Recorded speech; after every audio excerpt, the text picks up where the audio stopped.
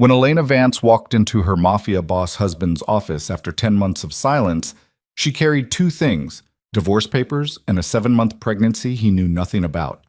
The man who commanded empires with a single word froze at the sight of her swollen belly. The woman who once loved him desperately now wanted only to escape.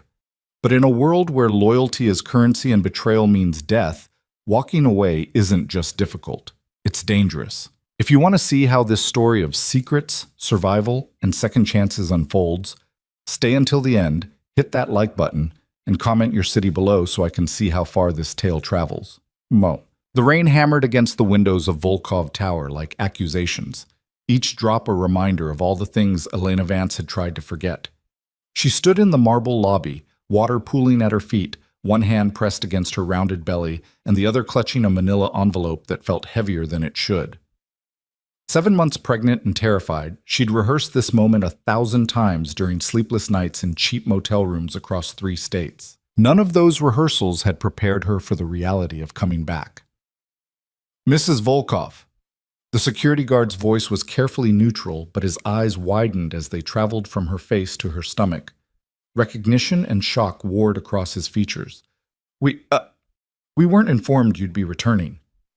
"I'm not returning," Elena said quietly, her voice steadier than she felt. "I just need to see my husband. It won't take long." The guard reached for his radio, but Elena stepped forward, desperation sharpening her tone.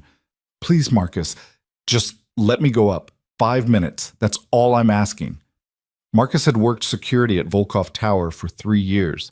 He'd seen Elena dozens of times, had watched her transform from the nervous bride who jumped at shadows to the poised woman who'd learned to navigate her husband's dangerous world with grace. The woman standing before him now looked like neither of those versions. She looked hunted. "He's been—" Marcus hesitated, then seemed to make a decision. "He's different since you left, ma'am. Colder. You should be careful." Elena's laugh was bitter. "I've been careful for 10 months, Marcus. Look where it got me."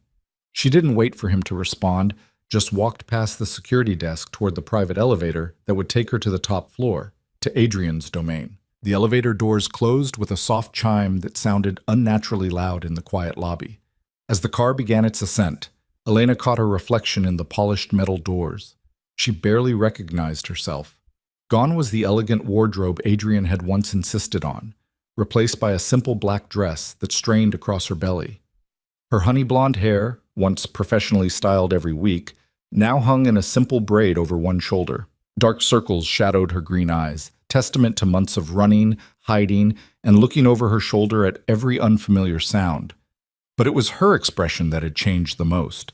The innocence that had first attracted Adrian, that had made him believe he could keep something pure in his tainted world, had been replaced by a wariness that went bone deep. The elevator climbed higher, and with each floor, Elena's heart beat faster. She placed a hand on her stomach, feeling the baby shift beneath her palm. Their baby. The child Adrian didn't know existed, conceived during one of their last nights together before everything fell apart, before she'd discovered the truth that had sent her running. Floor 35. 40. 45. The numbers climbed and Elena's breathing became shallow. She could still turn back. She could get off on any floor, take the stairs down, disappear again into the anonymous safety of obscurity. Adrian had resources, but the world was big, and if she was careful enough, smart enough, she could stay hidden. But the baby kicked again, harder this time, and Elena knew she was lying to herself. She'd been lying for months, pretending she could do this alone, that she didn't need help, that the nightmares would eventually stop. They hadn't stopped. They'd only gotten worse. The elevator chimed its arrival at the penthouse level, and the doors slid open to reveal the executive floor of Volkov Tower. Even at 7 in the evening, the office hummed with activity. People in expensive suits hurried past with tablets and file folders, their conversations conducted in the careful undertones of those who knew that walls had ears and loose lips could be fatal. None of them noticed Elena at first. She'd become a ghost in this building. Her very existence erased the moment she'd vanished. But as she walked toward the massive mahogany doors at the end of the hall, doors that led to Adrian's office, heads began to turn. The whispers started immediately. "Is that... I thought she was... Someone needs to tell Mr. Volkov. Jesus, is she pregnant? Elena kept walking, her spine straight despite the weight of their stares. She'd learned in her year as Adrian Volkov's wife that showing weakness in this world was an invitation for predators. These people respected strength, feared power, and despised vulnerability. She would give them nothing to despise. Adrian's personal assistant, Victoria Chen, stood from her desk as Elena approached. Victoria was beautiful, brilliant, and utterly loyal to Adrian, which meant she viewed Elena with the same suspicion she'd reserved for a potential threat. Mrs. Volkov. Victoria's tone was ice-wrapped in silk. This is unexpected. I need to see Adrian. Mr. Volkov is in a meeting. If you'd like to schedule an appointment, Victoria. Elena's voice cut through the polite fiction like a knife. I've been gone for 10 months. I'm 7 months pregnant with his child. I don't need an appointment. I need 5 minutes of his time, and then I'll be gone. Permanently. Something flickered in Victoria's eyes. Surprise, maybe, or calculation. Her gaze dropped to Elena's belly, then back to her face. For a moment, Elena thought she might actually call security. Then Victoria reached for her phone. Mr. Volkov, I apologize for the interruption, but there's someone here who needs to see you. It's urgent. Elena couldn't hear Adrian's response, but Victoria's expression tightened. Sir, I really think you should. Yes, sir, I understand, but... She paused, then said carefully, It's your wife, sir. The silence that followed was deafening. Victoria set down the phone slowly. He'll see you now. Elena's hand trembled as she reached for the door handle. This was it, the moment she'd been dreading and preparing for in equal measure. Behind these doors was the man she'd loved desperately, feared quietly, and left without explanation. The man whose world was violence wrapped in expensive suits, whose enemies were numerous and ruthless, whose love had been the most terrifying and exhilarating thing she'd ever experienced. The man who didn't know he was about to become a father. She pushed open the door. Adrian's office was exactly as she remembered, a monument to power and control. Floor-to-ceiling windows offered a panoramic view of the city, the lights below glittering like scattered diamonds.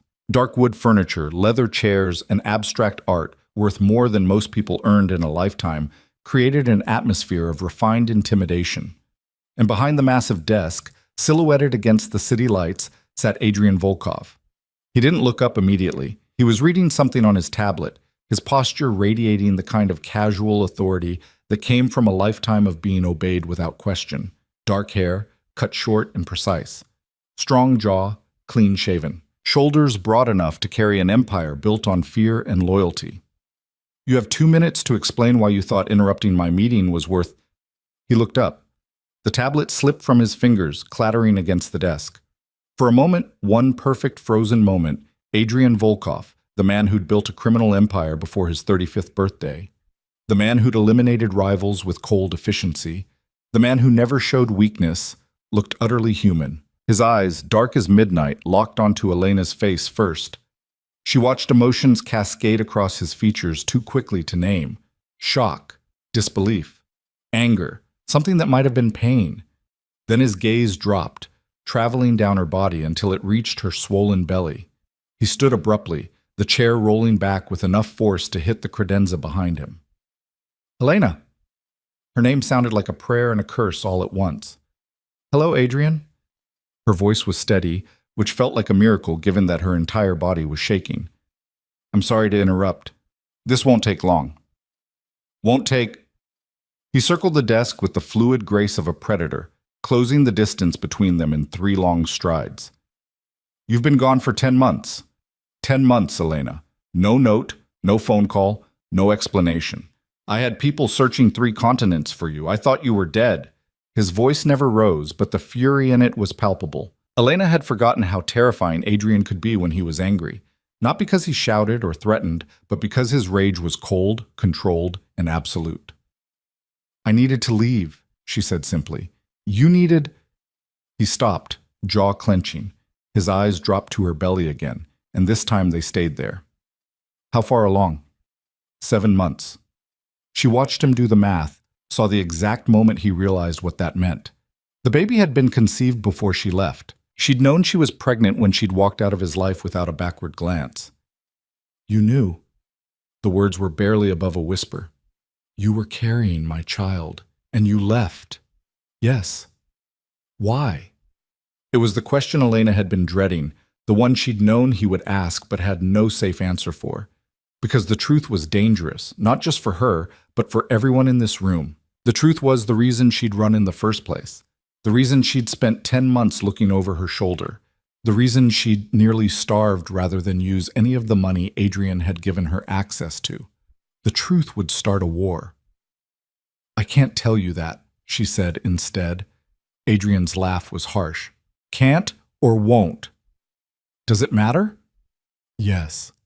He moved closer and Elena forced herself not to step back. Running now would show weakness, and with Adrian, weakness was blood in the water.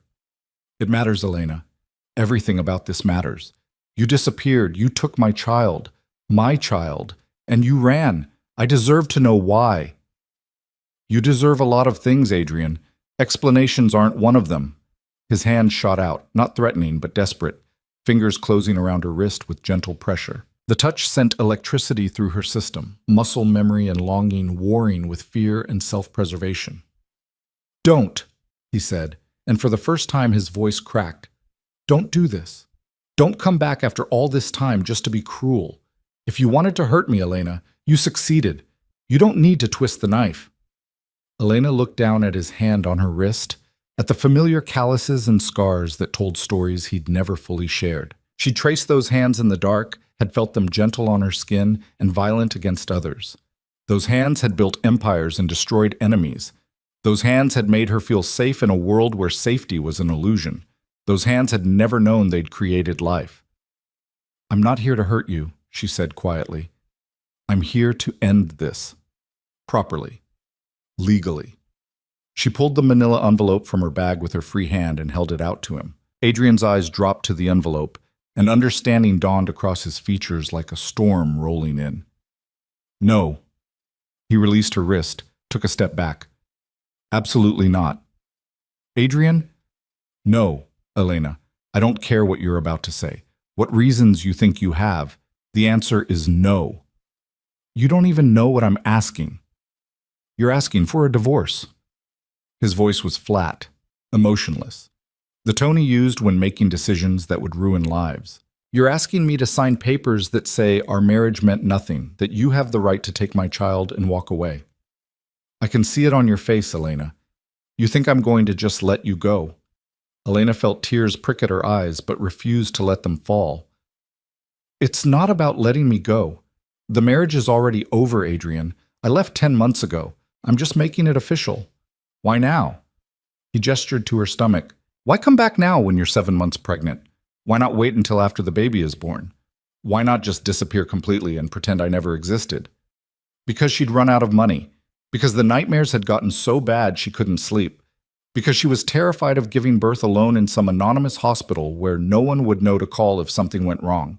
Because despite everything, despite the danger, the fear, the very real threat to her life, some part of her still believed Adrian deserved to know he was going to be a father. But she couldn't say any of that, couldn't admit that she was weak, that she'd failed at the one thing she'd promised herself she'd do, stay away and keep their baby safe. I need this to be over, she said instead. The marriage, the connection to your world, all of it. I need a clean break, Adrian, for both of us. There is no clean break from me. He said it like a fact, immutable and eternal. You should know that by now. I don't let go of what's mine, Elena. I never have. I'm not yours. Not anymore. Sign the papers, Adrian. Please. And if I refuse? Elena had prepared for this. She'd known Adrian wouldn't make this easy, that his pride and possessiveness would fight against letting her go. But she'd also done her research, had consulted with lawyers in 3 different states using fake names and cash payments. Then we go to court, she said. We've been separated for 10 months. I file for irreconcilable differences. It takes longer, costs more, and drags both our names through public proceedings. But it ends the same way, with the marriage dissolved and me gone from your life. You think a court will let you take my child? Adrian's smile was sharp enough to cut. You think I don't have judges, lawyers, and politicians who owe me favors? You think I won't use every resource at my disposal to keep you here? I think you could, Elena admitted. I think you could make my life hell, tie this up in legal proceedings for years, use your money and influence to take everything from me, but I also think you won't. Why wouldn't I? Because that's not who you are. She stepped closer, close enough to see the faint scar above his left eyebrow, the one he'd gotten in a fight when he was 17. Close enough to smell his cologne, cedar and smoke and something uniquely Adrian. You're ruthless, Adrian. You're dangerous. But you're not petty. And fighting over this in court would be petty. For a long moment, Adrian just looked at her. Really looked at her, the way he used to before everything fell apart, like she was a puzzle he was determined to solve, a code he needed to crack. What happened to you? He asked finally. What happened to the woman I married? You did, Elena said simply. Your world did. I can't. She broke off, fighting for control. This life you lead, Adrian, it's not sustainable. Not for people like me. I'm not strong enough for it. You're stronger than you think. I'm pregnant and terrified and standing in the office of a man who could end me with a phone call. Don't mistake desperation for strength. Adrian flinched like she'd struck him. I would never hurt you. Not directly, but your enemies would. Your world would. It already tried to. The words slipped out before Elena could stop them, and she watched Adrian's expression shift from hurt to sharp, dangerous focus. What do you mean, it tried to? Elena cursed internally. She'd revealed too much. Let her guard down for just a moment. Nothing. Forget I said anything. Elena. Adrian's voice dropped to the tone that had made grown men confess to crimes they'd planned in secret. What happened? It doesn't matter now. I handled it. By running. By surviving. Tell me. He moved closer, and this time Elena did step back. But Adrian followed, matching her retreat step for step until her back hit the door and there was nowhere left to go. He braced his hands on either side of her head, caging her in without touching her. Tell me who threatened you. Tell me who made you so afraid that you ran while carrying my child. Tell me, Elena, so I can end them. His proximity was overwhelming. Elena could feel the heat radiating from his body, could see the pulse jumping in his throat, could smell the familiar scent that had once meant safety and home. The baby kicked, as if sensing its father's nearness, and Elena gasped. Adrian's eyes widened. Was that? Yes. Elena's hand moved to her belly instinctively. The baby. She's active today. She? Adrian's voice cracked on the word. We're having a daughter. Elena hadn't meant to tell him, hadn't meant to share anything beyond the bare minimum necessary to end the marriage and disappear. But standing here, trapped between Adrian's arms and the door, she found she couldn't lie. Yes, a girl. Something raw and unguarded crossed Adrian's face. His hand moved, hesitant, the first time Elena had ever seen him uncertain about anything, and hovered over her belly. May I? Elena knew she should say no, knew that allowing this intimacy would complicate everything, would make it harder to walk away. But the hopeful vulnerability in Adrian's expression shattered something inside her. Okay. Adrian's palm settled gently over her stomach, and the baby immediately kicked against his hand. Elena watched emotions cascade across his face, wonder, joy, fear, love, things she'd rarely seen from the controlled, careful man she'd married. Hello, little one, he murmured. I'm your father. Tears finally broke free from Elena's control, sliding down her cheeks unbidden. This was what she'd run from. Not the danger, not the violence, but this. The terrible, beautiful possibility of having a family with Adrian Volkov. The dream that could never survive the reality of his world. Adrian, please, her voice broke. Please don't make this harder than it has to be. Sign the papers. Let me go. Give our daughter a chance at a normal life. A life without her father? A life without the danger that follows you everywhere you go. Adrian's hand remained on her belly, but his eyes met hers with an intensity that stole her breath. What if I could give you both? Safety and me. What if I could prove to you that I can keep you both protected? You can't. No one can. That's the problem, Adrian. Your enemies will be dealt with. There will always be more. There will always be someone willing to hurt the people you love to get to you. That's the price of the empire you've built. Then I'll tear it down. He said it simply, as if destroying everything he'd spent his life building was a minor inconvenience. If that's what it takes to keep you and our daughter safe, I'll burn it all to the ground. You don't mean that, don't I? Test me, Elena. Stay. Give me 30 days to prove I can change, that I can be the man you and our daughter deserve. 30 days. And if I fail, I'll sign whatever papers you want and let you walk away. But if I succeed, if I can show you that we can have a life together that's safe and real, then you give us another chance. Elena stared at him, searching for the deception, the manipulation she'd learned to expect from people in Adrian's world. But all she saw was desperate sincerity and something that looked dangerously like hope. Why 30 days? Because that's how long it will take for the divorce to be processed anyway. Legal requirement for marriages of our duration. 30 days of mandatory separation before the courts will finalize anything. Adrian's smile was grim. I have good lawyers, Elena. You're not the only one who did research. Elena's heart sank. She'd hoped to avoid this, to make the break clean and quick.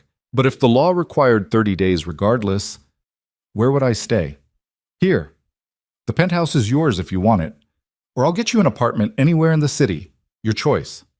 And you expect me to just, what, play house? Pretend the last 10 months didn't happen? I expect you to let me take care of you. Adrian's hand moved from her belly to her face, cupping her cheek with devastating gentleness. You're exhausted, Elena. You've been running and hiding for months. You're 7 months pregnant and clearly not eating enough. Let me help. Let me make sure you and our daughter are safe and healthy. That's all I'm asking. You're asking for a second chance. Yes. He didn't deny it. I'm asking for the opportunity to prove I can be better.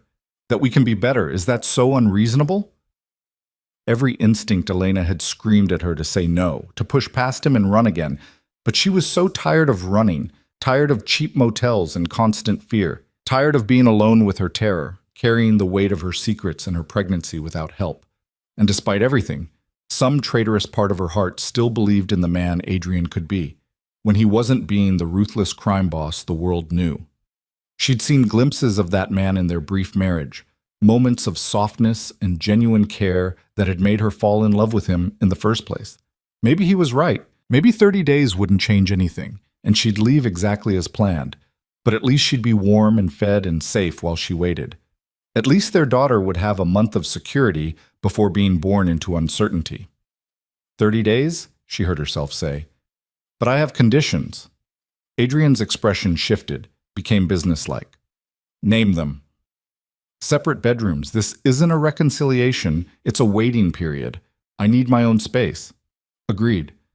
You don't pressure me. No manipulation, no using your influence to trap me here. When the 30 days are up, if I want to leave, you let me go. You sign the papers, you pay what child support the courts require, but you don't fight me for custody. Adrian's jaw tightened, but he nodded. If that's what you truly want at the end of 30 days, yes. I agree. And the most important condition, you tell me the truth about everything. Your business, your enemies, the threats against us. No more secrets, Adrian. If I'm going to be here, I need to know exactly what danger I'm living in. That one made him hesitate. Elena could see the war playing out behind his eyes, the instinct to protect her from the ugliness of his world, warring against the knowledge that ignorance had driven her away once already. All right, he said finally. Truth, complete honesty. Starting now. Starting now, Elena echoed. Adrian's hand dropped from her face, and he stepped back, giving her space to breathe. The loss of his proximity felt like cold water, shocking and unwelcome. Elena pushed away from the door, putting distance between them before she could do something stupid like lean into his touch. I'll have Victoria prepare the guest suite, Adrian said, already moving toward his phone. It's been maintained since you left. Your clothes are still in the closet. I'm not wearing designer clothes you paid for, Adrian. He paused, looked at her simple black dress with new eyes. You've been living on nothing. I've been living carefully. There's a difference. How? The question was sharp. How did you survive for 10 months with no money, no resources? I know you didn't access any of our accounts. I was monitoring them daily, hoping you'd make a mistake so I could find you. Elena's laugh was bitter. I worked, waitressed mostly, cash under the table at places that don't ask questions. Slept in my car for a while until I couldn't fit behind the steering wheel anymore. Then motels that rent by the week and don't care about fake names. She watched Adrian's face pale, watched his hands clench into fists. You were homeless. Pregnant with my child and homeless. I was safe. That's what mattered. Safe from what, Elena? His voice rose for the first time, frustration and anger bleeding through his control. What could possibly be so dangerous that living in your car was preferable to staying with me? I told you, I can't. You said you'd be honest, starting now. Adrian moved toward her again, and this time there was nothing gentle in his approach. He was every inch the dangerous man who'd built an empire on violence and intimidation. So be honest. Tell me what made you run. Tell me who threatened you. Give me names, Elena, so I can make them regret ever making you afraid. The baby kicked hard, as if protesting the tension crackling through the air. Elena wrapped both arms around her belly protectively. You want the truth? She met Adrian's eyes without flinching. Fine. Someone in your organization wanted me dead. Someone close enough to know our routines, our security, our safe houses. Someone who knew exactly how to get to me when you weren't looking. Adrian went very still. When? 10 months ago, about a week before I left. Tell me everything. So Elena did. She told him about the late-night phone call to her burner phone, the one she'd kept hidden even from Adrian, her one link to her life before their marriage. She told him about the raspy, disguised voice that had detailed exactly how they planned to kill her. Not quick, not merciful. A message written in blood and pain, designed to break Adrian Volkov by destroying the one thing he'd ever admitted to loving. She told him about the panic, the fear, the desperate realization that she couldn't tell Adrian without knowing who to trust. She told him about discovering she was pregnant 2 days later, about the impossible choice between staying and hoping Adrian could protect them both, or running and hoping distance would keep her alive long enough to give birth. By the time she finished, Adrian's face was carved from stone, his eyes burning with cold fury. You should have told me. His voice was deadly quiet. You should have trusted me to handle it. How could I? When I didn't know who the threat was coming from? When it could have been anyone in your inner circle? When telling you might have just accelerated their timeline? Elena's voice shook. I did what I had to do to survive, Adrian, to keep our baby safe. Don't you dare stand there and judge me for it. Adrian's phone buzzed, but he ignored it. It buzzed again, more insistently. Answer it, Elena said. I'm not going anywhere. Not for 30 days, anyway. Adrian pulled out his phone, glanced at the screen, and his expression darkened further. I need to take this. It's important. Then take it. He answered, his eyes never leaving Elena's face. This better be critical. What? When? What? Lock down the building. No one in or out without my explicit approval. I don't care if they have clearance, Marcus. No exceptions. Good. I'll be down in 10 minutes. He ended the call and slid the phone back into his pocket with measured precision. What's wrong? Elena asked, though she already suspected. Building security flagged an anomaly. Someone tried to access the executive floor using credentials that were deactivated months ago. Your credentials, Elena. Ice slid down Elena's spine. That's impossible. I've had my keycard with me the whole time. I know, which means someone cloned it. Someone who wanted to know the exact moment you came back. They know I'm here. Yes. Adrian's expression was grim. Which means whatever threat you ran from 10 months ago, it's not over. And now we have less than 30 days to figure out who wants you dead before they try again. The baby kicked one more time, hard enough to make Elena gasp. And standing in Adrian Volkov's office, surrounded by the gleaming monuments to his power and influence, she realized with terrible clarity that coming back had been a mistake. She'd thought she was ending one chapter of her life. Instead, she'd just walked straight into the most dangerous chapter yet. Adrian's hand found the small of Elena's back, guiding her away from the door with a pressure that was gentle but absolutely unyielding. We're leaving, now. Wait, my things are replaceable. He was already moving, his other hand pulling out his phone to fire off rapid instructions. Victoria, clear my schedule for the rest of the week. Divert all calls to Mikhail. Tell him it's priority alpha. I don't care what meeting it is, cancel it, because my wife is in danger and nothing else matters. Are we clear? Elena heard Victoria's crisp acknowledgement even through the phone, professional as always despite what must have been shock at Adrian's tone. In the years she'd known him, she'd never heard him sound quite like this. Controlled, but barely. His usual icy composure fractured by something that looked dangerously like fear. Adrian, slow down. You're overreacting. Someone cloned your credentials and tried to access this floor while you were in my office. He pulled open a panel in the wall that Elena had never noticed, revealing a private elevator. That's not a coincidence. That's surveillance. They've been watching, waiting for you to surface. And now that you have, they know exactly where you are. The elevator doors slid open, and Adrian ushered her inside. The space was smaller than the main elevator, more intimate, and Elena found herself pressed close to Adrian's side as he keyed in a code on the security panel. The doors closed, and the elevator began to descend with a smooth hum that did nothing to calm her racing heart. Where are we going? Somewhere safe. Somewhere no one knows about, except me and two people I'd trust with my life. Adrian's jaw was tight, his eyes fixed on the descending floor numbers. I have a property outside the city, private, secure, off the books. We'll stay there until I can figure out who's behind this. You're taking me to a safe house. Elena's laugh was shaky. How many times did I beg you to tell me about your contingency plans when we were married? You always said it was better if I didn't know. I was wrong about a lot of things. The elevator stopped, but not at the lobby, at the parking garage 2 levels below ground. I thought keeping you ignorant would keep you safe. All it did was make you an easier target. The garage was dimly lit and nearly empty at this hour. Adrian led her to a black SUV with tinted windows, one of several identical vehicles parked in the reserved section. He opened the passenger door and waited until she was settled before circling around to the driver's side. Shouldn't we have security with us?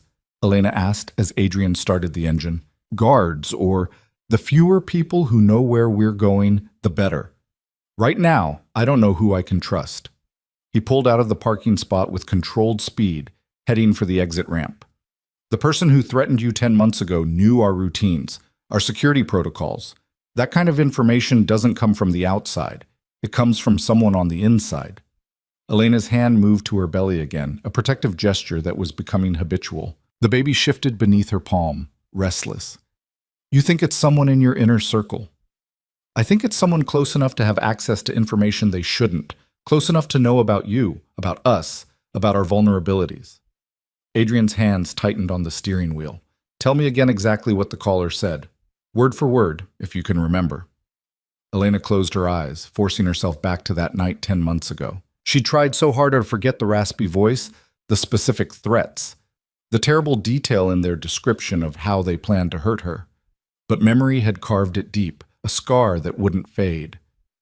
They said that loving you was my death sentence, that you'd built your empire on blood, and eventually it would cost you everything you cared about. Her voice was steady, clinical, as if she were describing something that had happened to someone else. They said I was the crack in your armor, the weakness that would bring you down, and they were going to exploit that weakness in the most public, painful way possible. Adrian's expression darkened with each word. Go on.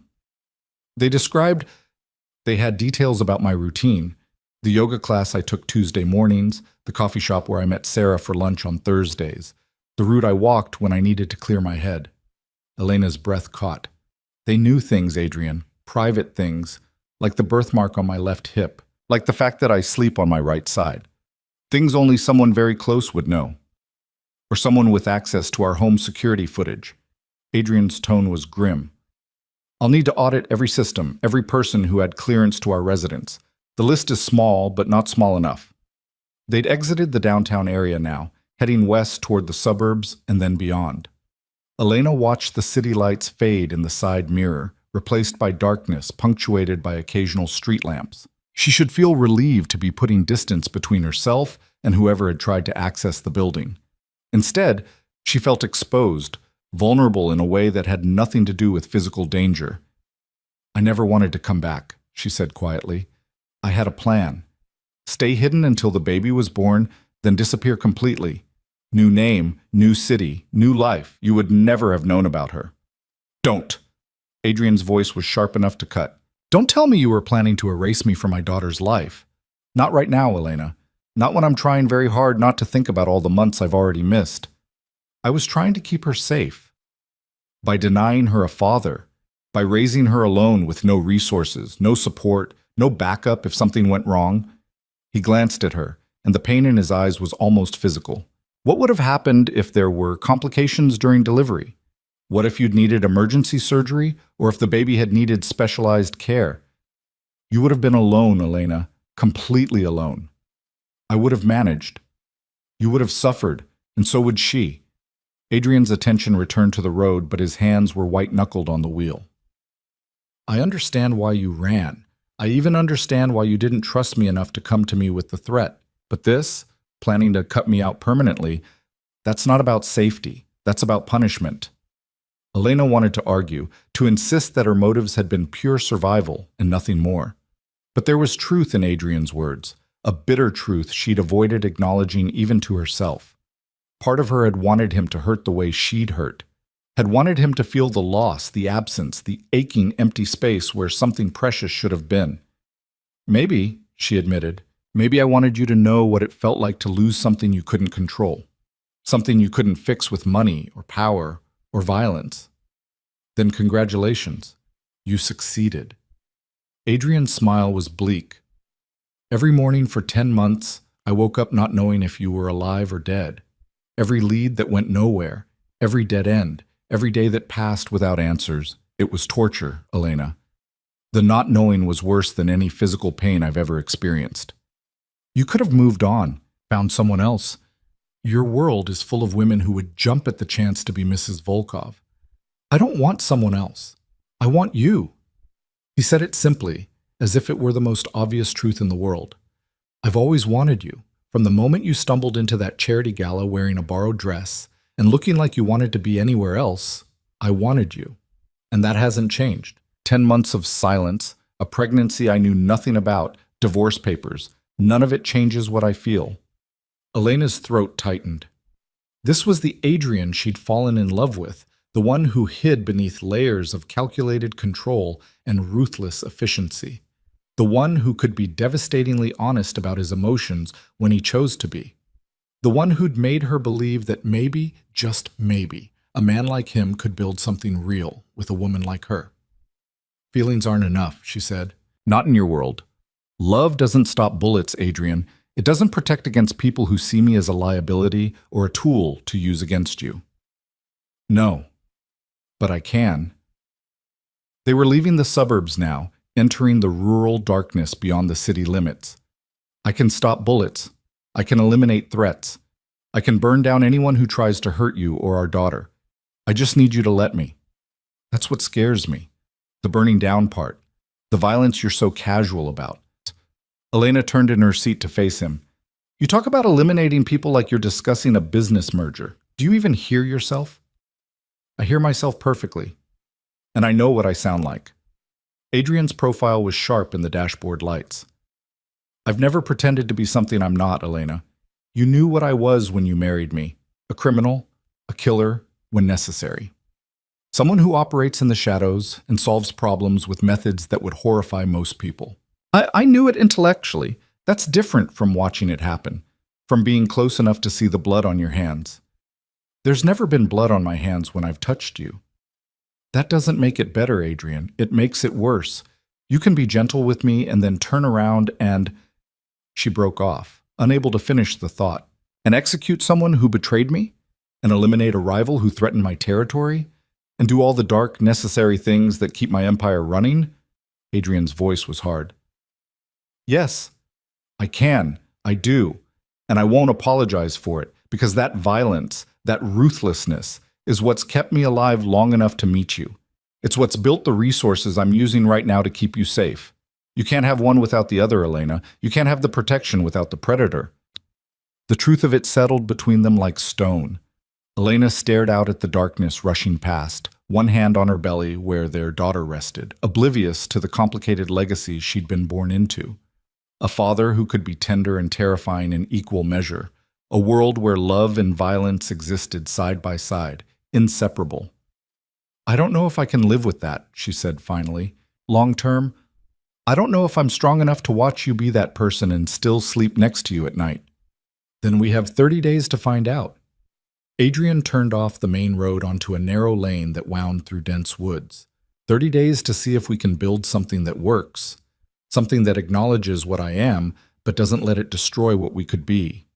The lane opened into a clearing, and Elena caught her breath. The house that stood before them was nothing like the ostentatious mansion they'd shared during their brief marriage.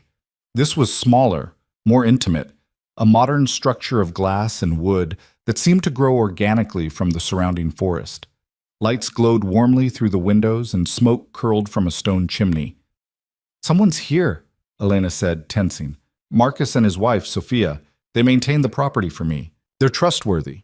Marcus has been with me since we were teenagers, and Sophia knows how to be discreet." Adrian parked near the front entrance and turned off the engine. "They're expecting us. I texted while we were driving." "You trust them that much?" "With my life. And more importantly, with yours." He opened his door, then paused. "Wait here. Let me make sure everything's secure before you come inside."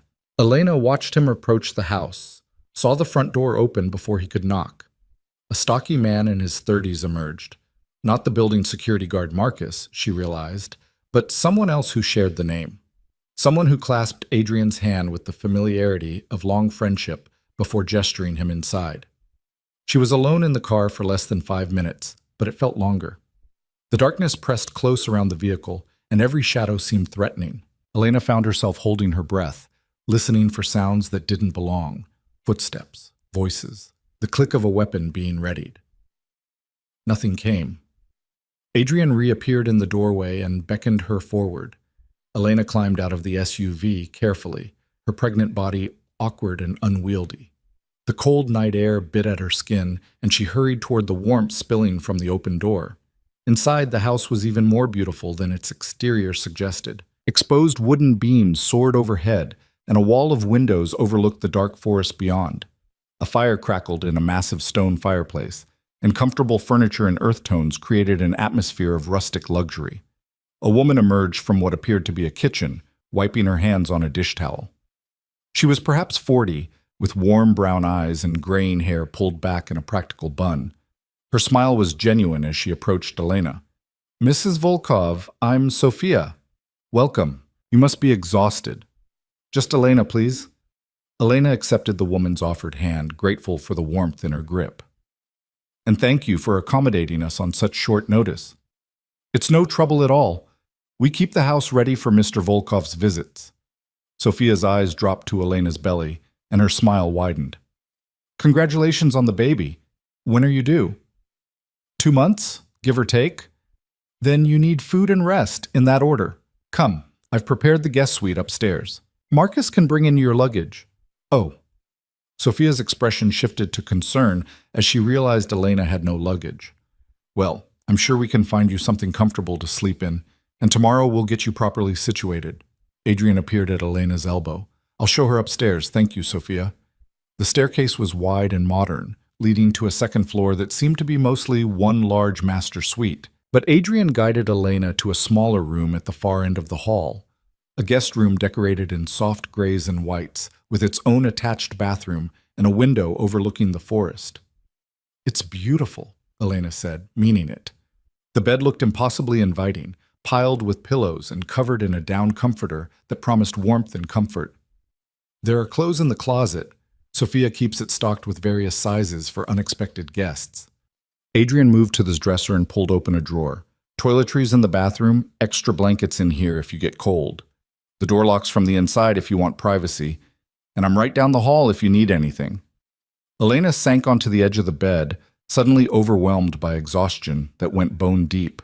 The adrenaline that had sustained her through the confrontation in Adrian's office, the tense car ride, the uncertainty of their situation, all of it drained away at once, leaving her feeling hollow and fragile. "Hey." Adrian was beside her in an instant, his hand on her shoulder. "What do you need? Water? Food? Should I call a doctor?" "I'm just tired." Elena looked up at him, this man who could command empires but looked genuinely frightened by her tears. "So tired, Adrian. I've been running for so long and I'm done." I can't do it anymore. Then don't. He knelt before her, bringing his eyes level with hers. You don't have to run anymore. You don't have to carry this alone. Let me help, Elena. Let me take some of the weight. I don't know how to trust you again. I know. But we have 30 days to figure it out. His hand moved to her belly, gentle and reverent. And we have a pretty good reason to try. The baby kicked against his palm, and Adrian's expression transformed. Wonder and love and fierce protectiveness all warred for dominance on his features. Elena watched him fall in love with their daughter through a simple touch, and something cracked open in her chest, something she'd tried very hard to keep locked away. Her name is Sophia Grace, she heard herself say. I was going to name her Sophia Grace, after my grandmother. Adrian's eyes met hers, bright with emotion. It's perfect. I haven't decided on a middle name yet. I thought maybe... Elena trailed off, then forced herself to continue. Maybe you'd like to help choose it. When the time comes. I would like that very much. Adrian stood slowly, releasing her reluctantly. Get some rest. I'll have Sophia bring you food in an hour, and tomorrow we'll start figuring out who wants you dead and how to stop them. He was at the door when Elena called out to him. Adrian? He turned, waiting. Thank you for not making me do this alone anymore. His smile was sad and soft and full of things he didn't say out loud. You were never doing it alone, Elena. Even when you thought you were, I was looking for you, searching every city, following every lead, refusing to give up. You've never been alone. You just didn't know I was there. He left, closing the door quietly behind him. Elena sat on the bed for a long moment, processing everything that had happened in the past few hours. This morning she'd woken up in a cheap motel, determined to finalize her divorce and disappear. Now she was in a safe house, with the husband she'd fled, carrying his child, and about to spend 30 days trying to figure out if they could salvage something from the wreckage of their marriage. Her hand went to her belly again, and Sophia Grace kicked in response. Your father is going to be the death of me, Elena whispered. You know that, right? He's complicated and dangerous and absolutely impossible to walk away from. The baby kicked again, harder. Yeah, I know. You like him already. Figures. A soft knock interrupted her one-sided conversation. Sophia entered, carrying a tray laden with soup, bread, and a pot of tea. The older woman set it on the bedside table with efficient care. I wasn't sure what you'd be hungry for, so I made chicken soup. It's gentle on the stomach if you've been stressed. Sophia poured a cup of tea and handed it to Elena. Chamomile, no caffeine, good for the baby and for sleep. You're very kind. Thank you. It's my pleasure, dear. Sophia settled into a chair near the window, apparently in no hurry to leave. I hope you don't mind me saying, but you look like you could use a friend. Someone who's not Adrian Volkov and all his intensity. Elena laughed despite herself. Is he always this intense? Always. Since the day I met him, which was about 15 years ago. Sophia's expression grew fond. Marcus and Adrian grew up together in very difficult circumstances. When Adrian started building his enterprise, he brought Marcus with him. And when Marcus and I got married, Adrian gave us this house as a wedding present. He's been very good to us. He inspires a lot of loyalty.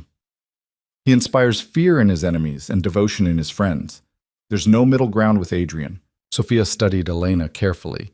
But you already know that, don't you? You've seen both sides of him. I've seen enough to know I should probably run in the opposite direction. And yet you're here. And yet I'm here. Elena sipped her tea, letting the warmth spread through her. I'm not sure if that makes me brave or stupid. Maybe both. Maybe neither. Sophia rose and moved toward the door. For what it's worth, I've known Adrian Volkov for a long time. I've seen him angry, ruthless, and absolutely terrifying when he needs to be. But I've also seen the way he looked at you in the few seconds before I left the room tonight. That man loves you, Elena. Completely, desperately, maybe even dangerously. The question isn't whether he cares, it's whether you can build a life with someone who loves that intensely while living the way he does. She left before Elena could respond, pulling the door closed behind her with a soft click. Elena ate mechanically, the soup warming her from the inside out, even though she barely tasted it.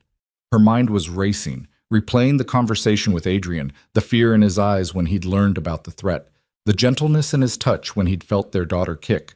She'd spent 10 months convincing herself that leaving had been the right choice, the only choice.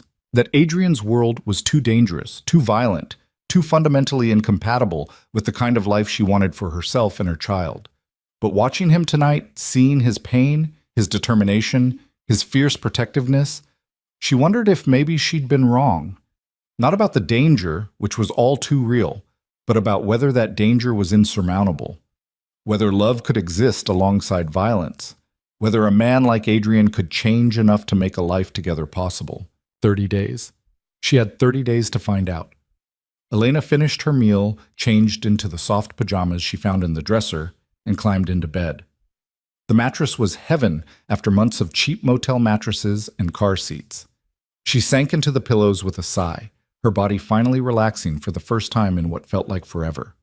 Sleep should have come quickly. She was exhausted, emotionally drained, physically spent, but her mind wouldn't quiet, kept cycling through possibilities and threats and memories she'd tried hard to bury. Somewhere down the hall, Adrian was probably lying awake too, plotting strategy and assessing threats and planning how to protect her from an enemy they couldn't identify. It should have comforted her. Instead, it highlighted the fundamental problem with their relationship. Adrian's idea of love involved total control, complete protection, elimination of all threats. He wanted to wrap her in layers of security until nothing could touch her. But Elena had learned during their brief marriage that that kind of protection felt a lot like a prison. Beautiful, luxurious, but still confining. She needed freedom. He needed control. And their daughter needed parents who could find a way to compromise between those two extremes. The baby shifted, pressing against Elena's ribs in a way that was uncomfortable but oddly reassuring. Real, grounding. A reminder that this wasn't just about her and Adrian anymore. They'd created a life together, and that life deserved better than parents who couldn't figure out how to coexist peacefully. Elena placed both hands on her belly, feeling the small movements beneath her palms. "We're going to figure this out," she whispered. "Somehow, we're going to make this work. For you, Sophia Grace. Everything for you." The baby kicked one more time, then settled. Elena closed her eyes and focused on breathing, on letting go of the fear and tension that had been her constant companions for months. She was safe tonight. Adrian was down the hall. Marcus and Sophia were downstairs. The house was secure and off the books and unknown to whoever had threatened her. Tonight, she could rest. Tomorrow, they would start hunting the person who wanted her dead. Sleep finally claimed her, pulling her down into dreams that mixed memory and fear in equal measure. She was back in the mansion she'd shared with Adrian, but the rooms were dark and threatening. Someone was following her through the empty halls, getting closer with each step. She ran, but her pregnant body was slow, awkward. The footsteps gained on her. A hand grabbed her shoulder. Elena woke with a gasp, her heart pounding, sweat soaking through her pajamas. The room was dark except for moonlight filtering through the curtains. For a disorienting moment, she didn't know where she was. Then memory returned. The safe house. Adrian. 30 days. She was reaching for the lamp when she heard it, a soft sound from somewhere downstairs. Voices, low and urgent. She couldn't make out words, but the tone was clear. Something was wrong. Elena slipped out of bed, her bare feet silent on the wooden floor. She cracked open her door and listened. The voices were clearer now, coming from what sounded like the kitchen. Adrian's voice tight with controlled fury, Marcus responding in quick, sharp sentences. And beneath it all, a woman crying. Sophia. Elena moved into the hallway toward the stairs. She knew she should probably stay in her room, let Adrian handle whatever crisis had developed. But the sound of Sophia's distress pulled at her, made staying put impossible. The stairs were dark, but Elena navigated them carefully, one hand on the rail and one on her belly. The voices grew louder as she descended. "Can't be a coincidence. Not tonight of all nights." That was Adrian. "I know, boss, I know, but I don't understand how they found us. This place isn't in any database. It's not connected to you in any legal way." Marcus sounded frustrated and afraid. Unless one of us led them here." Adrian's voice was ice. "Unless the threat is closer than we thought." Elena reached the bottom of the stairs and moved toward the kitchen. She could see them now through the open doorway. Adrian standing rigid by the counter, Marcus pacing near the window, and Sophia sitting at the kitchen table with her face in her hands. "What's going on?" Elena's question made all three of them turn. Adrian crossed to her immediately. You should be upstairs, resting. I heard voices. Sophia was crying. What happened? There's been a development. Adrian's hand found her elbow, steadying her. Someone left a message at the front gate. A very specific message. What kind of message? It was Marcus who answered, his face grim. A baby blanket, pink, with "Welcome home, Elena," embroidered on it. The room tilted. Elena reached out blindly and Adrian caught her, his arms coming around her with fierce protectiveness. They know, she whispered. They know about the baby. They know we're here. Yes. Adrian's voice was deadly calm, the tone he used when making decisions that would end lives. Which means this stops being defensive. We're not running anymore, Elena. We're not hiding. Whoever is doing this has just made a critical mistake. What mistake? Adrian's smile was cold and terrible and absolutely merciless. They've revealed that they're watching us closely enough to know we're here within hours of our arrival. That level of surveillance requires resources, coordination, and proximity. They've narrowed down the suspect list considerably. How does that help us? Because now I know who to hunt. He released Elena gently, turning to Marcus. Contact everyone who had access to our location tonight. I want them here within 2 hours, all of them. Boss, that's 12 people. Bringing them all here is exactly what we're going to do. Adrian's eyes were hard as diamonds. One of them is the leak. One of them knows who's behind this. And before the sun rises, I'm going to find out which one. Elena watched the transformation in her husband's expression, saw the ruthless crime boss eclipse the gentle man who'd felt their daughter kick for the first time. This was the Adrian Volkov the world feared, calculating, merciless, willing to do whatever it took to eliminate threats. And for the first time since she'd fled 10 months ago, Elena wasn't afraid of that darkness. She was grateful for it, because that darkness was the only thing standing between her daughter and whoever wanted them dead. The next 2 hours passed with agonizing slowness. Elena sat in the living room, wrapped in a blanket Sophia had draped over her shoulders, watching Adrian transform the safe house into an interrogation chamber. He moved through the space with predatory efficiency, rearranging furniture, setting up what looked like a recording system, speaking in low tones to Marcus about security protocols and contingency plans. This was a side of Adrian she'd only glimpsed during their marriage, the strategic commander who'd built an empire through careful planning and ruthless execution. He wasn't angry, wasn't emotional. He was ice cold and calculating, and that made him infinitely more dangerous than rage ever could. You should try to sleep, Sophia said quietly, settling into the chair beside Elena. This is going to be a long night, and you need rest. I couldn't sleep if I tried. Elena's hand moved to her belly, where Sophia Grace was mercifully still for the moment. How does he do this?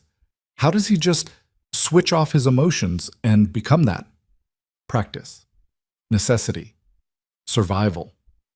Sophia poured tea from a fresh pot she'd brought in. Adrian grew up in a world where showing weakness meant death. He learned very young how to compartmentalize, how to put his feelings in a box and deal with what needed to be dealt with. It's not that he doesn't feel things. He feels them very deeply.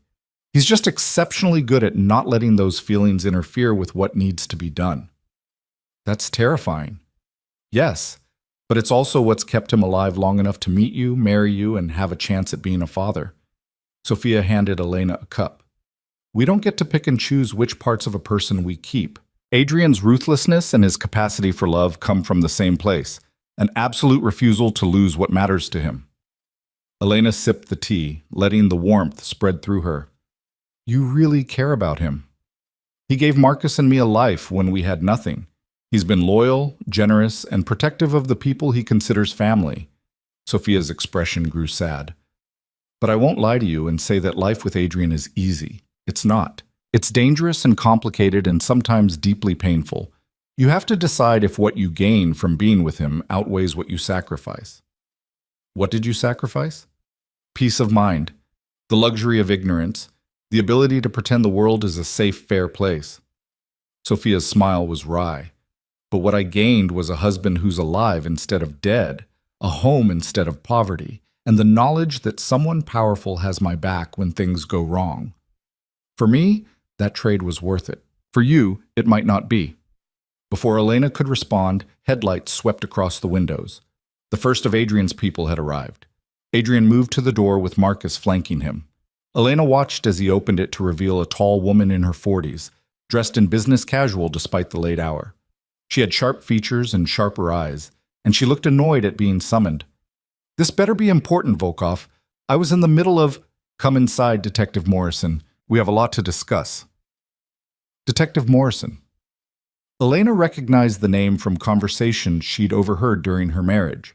Morrison was one of Adrian's most valuable assets, a police detective who fed him information about ongoing investigations in exchange for money and protection. The arrangement had always made Elena uncomfortable, this casual corruption of the justice system.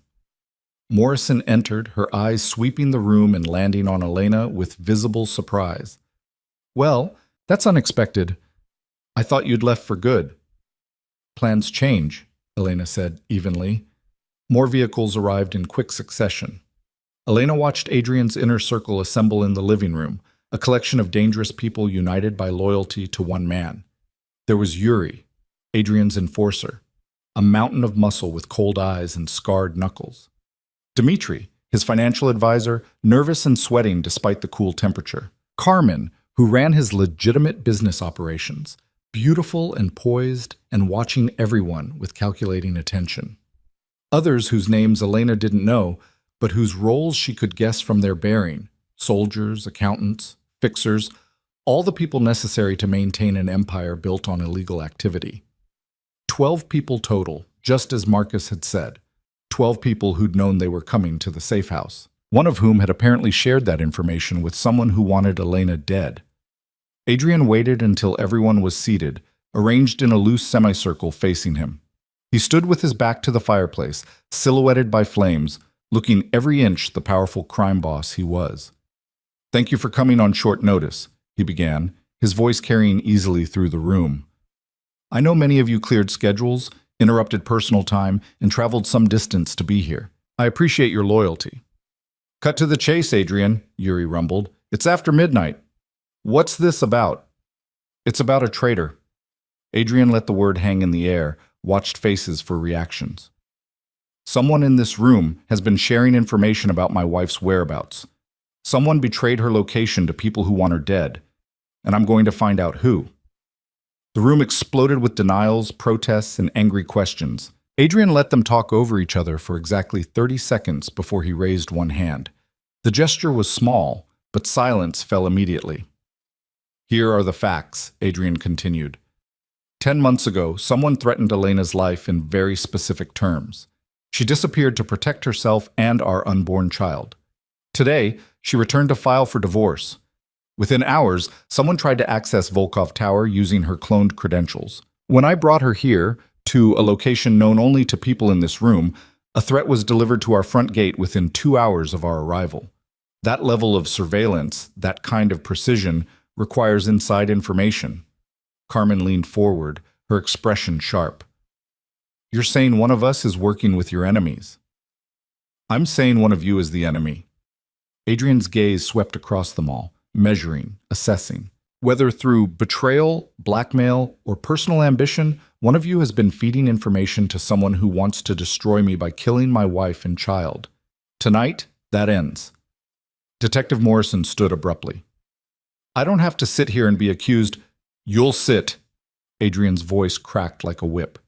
"You'll all sit, and you'll answer my questions because the alternative is being treated as a hostile threat, and we all know how I deal with those." Morrison sat. Elena watched the dynamics playing out, saw how each person reacted to Adrian's accusations. Some looked offended, others afraid, a few calculating. But all of them stayed seated, stayed quiet, stayed under control. Because defying Adrian Volkov openly was a death sentence, and everyone in this room knew it. "I'm going to make this simple," Adrian said. "I'm going to ask each of you a series of questions. Where you were today, who you've spoken to in the past 24 hours, what you knew about Elena's return. You're going to answer honestly and completely. If I detect lies, if I sense evasion, you're going to have a very bad night." "And if we all tell the truth, and you still can't identify the leak?" Dmitri asked nervously. "What then?" "Then I expand my investigation, but I don't think that will be necessary." Adrian's smile was cold. Because whoever is behind this made a mistake. They got impatient, moved too quickly. The baby blanket was a taunt, a way of saying they know everything, but it also reveals desperation. They want Elena scared enough to run again, want me distracted enough to make mistakes. That suggests someone who's losing control of the situation, who needs to force the outcome they want.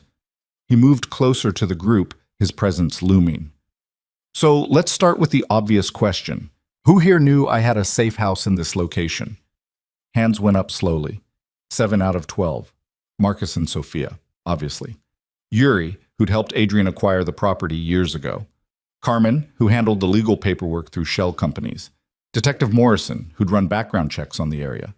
And 2 others, Ivan, head of security, and Alexei, Adrian's second-in-command in the organization's day-to-day operations. Good, that narrows things down. Adrian focused on the 7 with raised hands. Who among you has been here before today? Marcus, Sophia, and Yuri kept their hands up. The others lowered them. Who knew I was bringing Elena here specifically? Only Marcus and Sophia.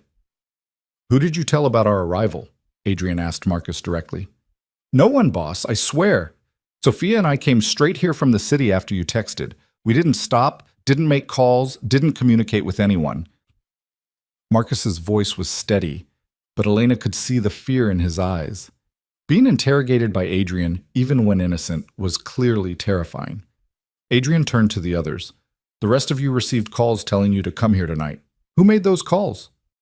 I did, Marcus said, on your orders. But I didn't mention Elena. I just said it was urgent, priority alpha, your location. And yet someone knew she was here within 2 hours and delivered that blanket.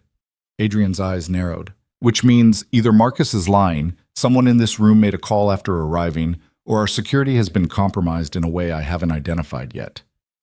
Elena watched Dmitri shift uncomfortably in his seat. The financial advisor was sweating more heavily now, his eyes darting between Adrian and the door, as if calculating escape routes. Adrian noticed. Of course he noticed. Dmitri, you look nervous. I'm always nervous when you do these interrogations, Adrian. You know that. True, but you're usually nervous in a general way. Right now you look specifically terrified. Why? I'm not. There's no reason. I haven't done anything wrong. Dmitri's voice climbed in pitch. I manage your money. That's all. I don't know anything about threats or surveillance or empty your pockets. What? Your pockets, Dmitri. Empty them. Phone, wallet, keys, everything. Put them on the table in front of you. Dmitri hesitated just long enough to confirm Adrian's suspicions. Yuri was moving before Adrian even gestured, crossing the room in 3 long strides and hauling Dmitri to his feet. Do it yourself or I do it for you, Yuri rumbled. Your choice. With shaking hands, Dmitri pulled items from his pockets. Wallet, keys, a stick of gum, his phone. The phone clattered onto the coffee table and Adrian picked it up immediately. Unlock it. Adrian, please. This is my personal. Unlock it, or I'll have Yuri break every finger in your right hand and unlock it myself. Dmitri unlocked it. Adrian scrolled through recent calls, messages, apps. His expression remained neutral, but Elena saw his jaw tighten almost imperceptibly. He found something. You've been texting someone using an encrypted messaging app. Adrian's voice was dangerously quiet. Someone who, according to these messages, has been very interested in my wife's whereabouts. Someone you've been updating regularly about my movements, my schedule, my security arrangements. I can explain, then explain. Adrian tossed the phone back to Dmitri. Explain why you've been feeding information to someone who wants Elena dead. Explain why you've betrayed me after 10 years of employment. Explain it in a way that makes me decide to let you live. Dmitri's face crumpled. He looked around the room as if seeking support, but found only cold stares and closed expressions. No one would help him now. He'd broken the cardinal rule of Adrian's organization, loyalty above all else. They have my daughter, Dmitri whispered. My Anna. They took her 3 months ago. They said if I didn't cooperate, they'd kill her. I had no choice, Adrian. Please understand. I had no choice. The room was silent except for the crackling fire.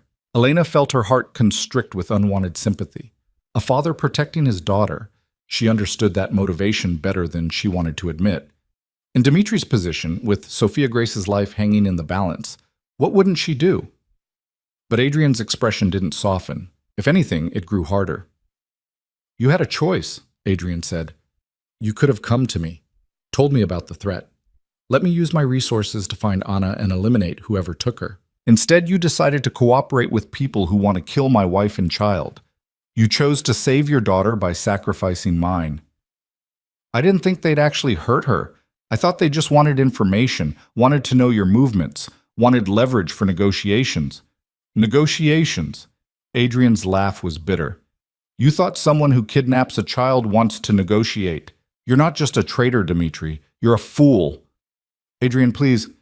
I'll do anything. I'll tell you everything I know. I'll help you find them. Just please, help me get Anna back. She's only 8 years old. She's innocent in all this." "So is my daughter." Adrian gestured to Elena's belly. "So is my wife, who's been running and hiding for 10 months because of information you provided. You want me to care about your child while you actively endangered mine?" Elena stood, the movement drawing everyone's attention. She walked slowly across the room until she stood beside Adrian, close enough to feel the fury radiating from him like heat. "Who has Anna?" she asked Dimitri directly. "Who took her? Who have you been reporting to?"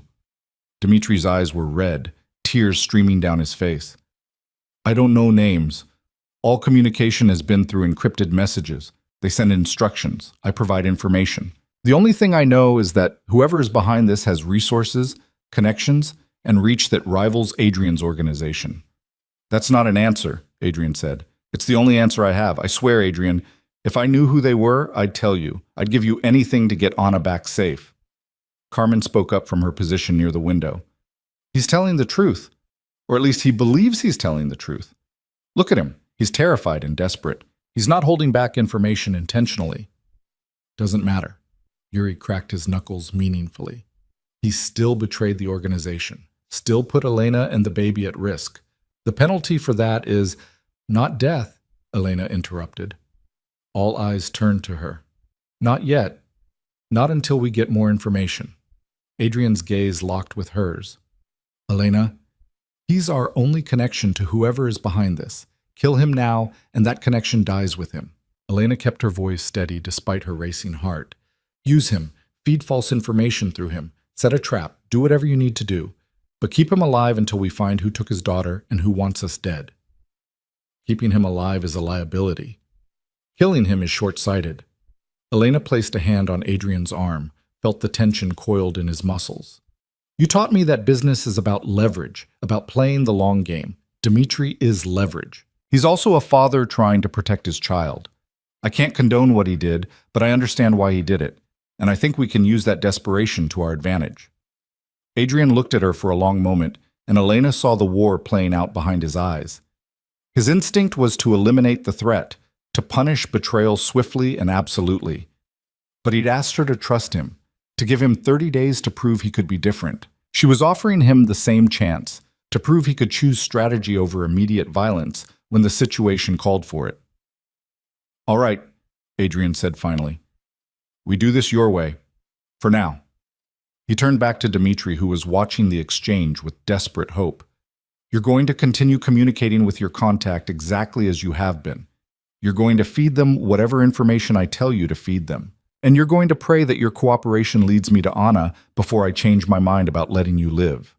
Understood?" "Yes. Yes, thank you, Adrian. Thank you, Elena. I'll do whatever you need. Yuri, take him to the basement. Make sure he's comfortable but secured. I want 24-hour watch on him." Adrian's voice was cold again, emotionless. "And get me everything on his phone. I want to know every message, every timestamp, every piece of data that might lead us to whoever he's been talking to." Yuri hauled Dimitri toward the stairs that led down to what Elena assumed was a basement. She tried not to think about what comfortable but secured might mean in Adrian's world. The remaining people in the room shifted uncomfortably. They just watched one of their own exposed as a traitor, had seen how quickly Adrian's protection could turn to ruthless judgment. "The rest of you are free to go," Adrian said. "But understand this. I'm expanding my security protocols. I'm auditing every phone, every computer, every communication device used by anyone in my organization. If there are other leaks, I will find them. If anyone else has been compromised, now is the time to come forward. Because the next time I discover betrayal, I won't be as merciful as I was tonight. Merciful. Elena almost laughed at the word. Dmitri was being held prisoner in a basement, his fate dependent on his usefulness. That was Adrian's version of mercy. The group dispersed quickly, eager to escape the tension in Adrian's penetrating gaze. Detective Morrison paused at the door. For what it's worth, I'm sorry about this. About Elena being in danger. If there's anything I can do, find out if any reports have been filed about missing children matching Anna's description, Adrian said. 3 months ago, 8 years old. Dmitri's last name is Petrov. His ex-wife has primary custody and lives on the north side. I'll check our databases. If anything comes up, you'll be the first to know. Morrison left, and then it was just Adrian, Elena, Marcus, and Sophia in the living room. The fire had burned low, casting long shadows across the walls. Outside, car engines started, and headlights swept across the windows as Adrian's people departed into the night. Adrian sank into a chair, suddenly looking exhausted. The careful control he'd maintained throughout the interrogation cracked, and Elena saw the toll it had taken on him. This wasn't easy for him either, she realized. Playing the ruthless crime boss, threatening people he'd worked with for years, maintaining that cold facade. It required energy and will that even Adrian didn't have infinite reserves of. She moved to him without thinking, her hand finding his shoulder. He looked up at her, surprise and gratitude warring in his expression.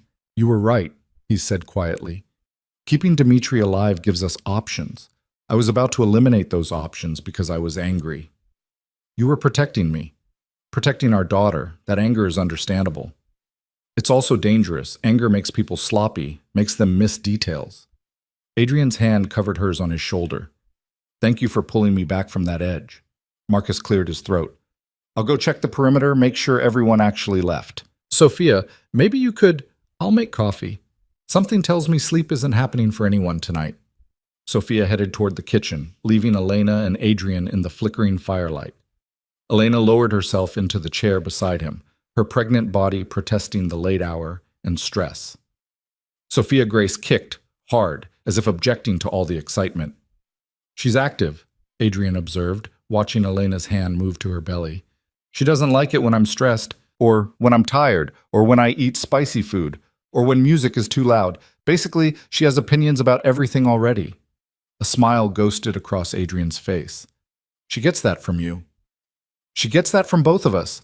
You're the most opinionated person I've ever met. Fair point. Adrian reached out hesitantly, and Elena guided his hand to where the baby was moving. They sat like that for a moment, connected by the small life they'd created, the chaos of the night temporarily forgotten.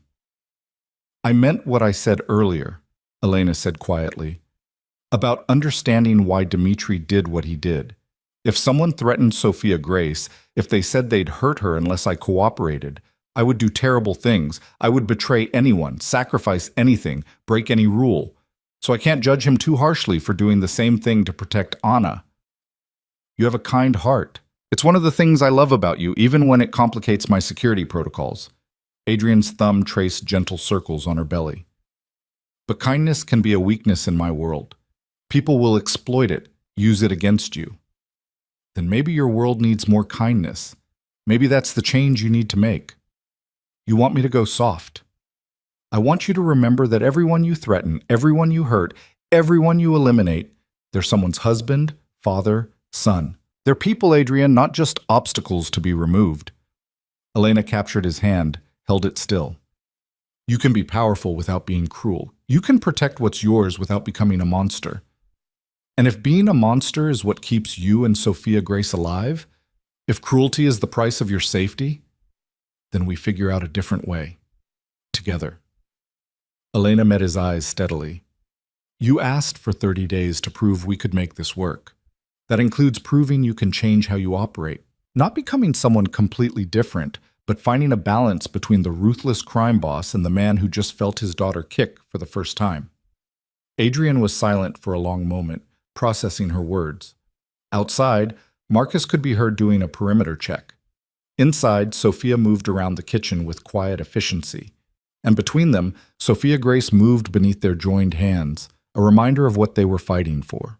"I don't know if I can be what you need me to be," Adrian said finally. "I've spent my entire adult life building an empire through fear and force. Changing that? Becoming someone who leads differently? I don't have a template for that." "Neither do I, but we have 30 days to figure it out." Elena squeezed his hand. "And we have a pretty compelling reason to try."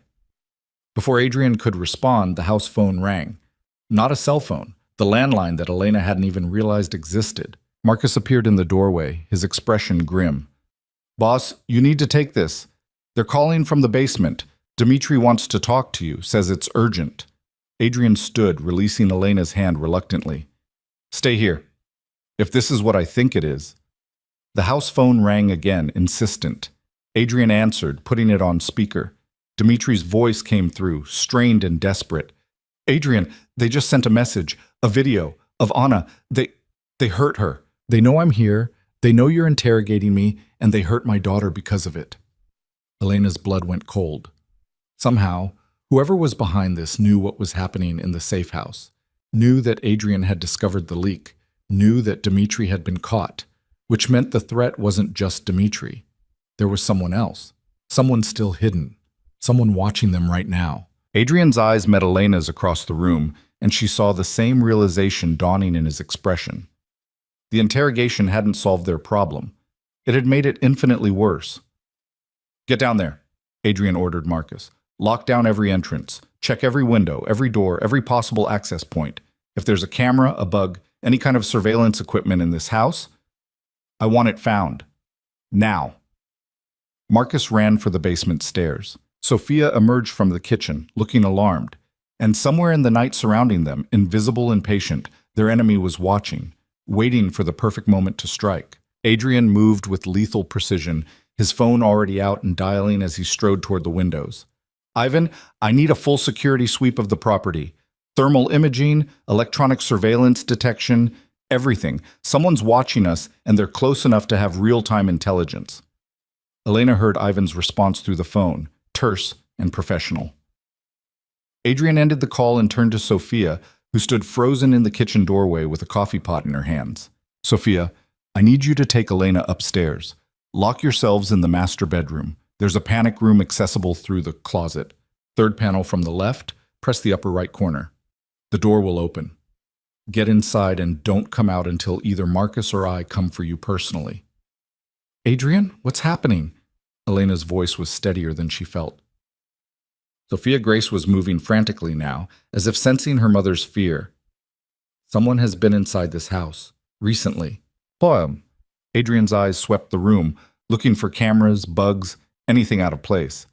"The only way they could know about Dmitri being caught this quickly is if they're watching us actively, which means we've been compromised since before we arrived." The implications hit Elena like a physical blow. If the house had been compromised before they arrived, then bringing Adrian's people here hadn't been a security measure. It had been walking into a trap. Whoever wanted her dead had been orchestrating this entire night, anticipating Adrian's moves, staying 3 steps ahead. "Marcus said this place was secure," Elena said. "He said no one knew about it." "Marcus believed that. I believed that. We were both wrong." Adrian crossed to her, his hands finding her shoulders with desperate urgency. "Elena, I need you to trust me right now. I need you to go with Sophia and stay hidden while I handle this. Can you do that?" Every instinct Elena had screamed at her to argue, to demand answers, to refuse to be locked away while Adrian walked into danger. But the baby kicked hard against her ribs, and she thought about Dimitri's daughter Anna, hurt and terrified somewhere because her father had tried to protect her by making deals with monsters. "Okay," she said, "but Adrian, if something happens, if they get past you, they won't." He said it with absolute certainty, as if he could bend reality through sheer force of will. "I will burn this entire property to the ground before I let anyone touch you or our daughter. Do you understand me? Nothing gets through me. Nothing." Sophia was beside Elena then, her arm around her waist, gently guiding her toward the stairs. Elena let herself be led, looking back over her shoulder at Adrian. He stood in the center of the room like a king surveying a battlefield, every line of his body radiating controlled violence and fierce determination. The stairs seemed longer than they had earlier, each step an effort. Elena's body ached from stress and exhaustion, her pregnant weight making her movement slow and awkward. Sophia supported her with surprising strength, murmuring quiet reassurances that Elena barely heard over the pounding of her own heart. The master bedroom was at the end of the hall, spacious and elegantly furnished in tones of cream and navy.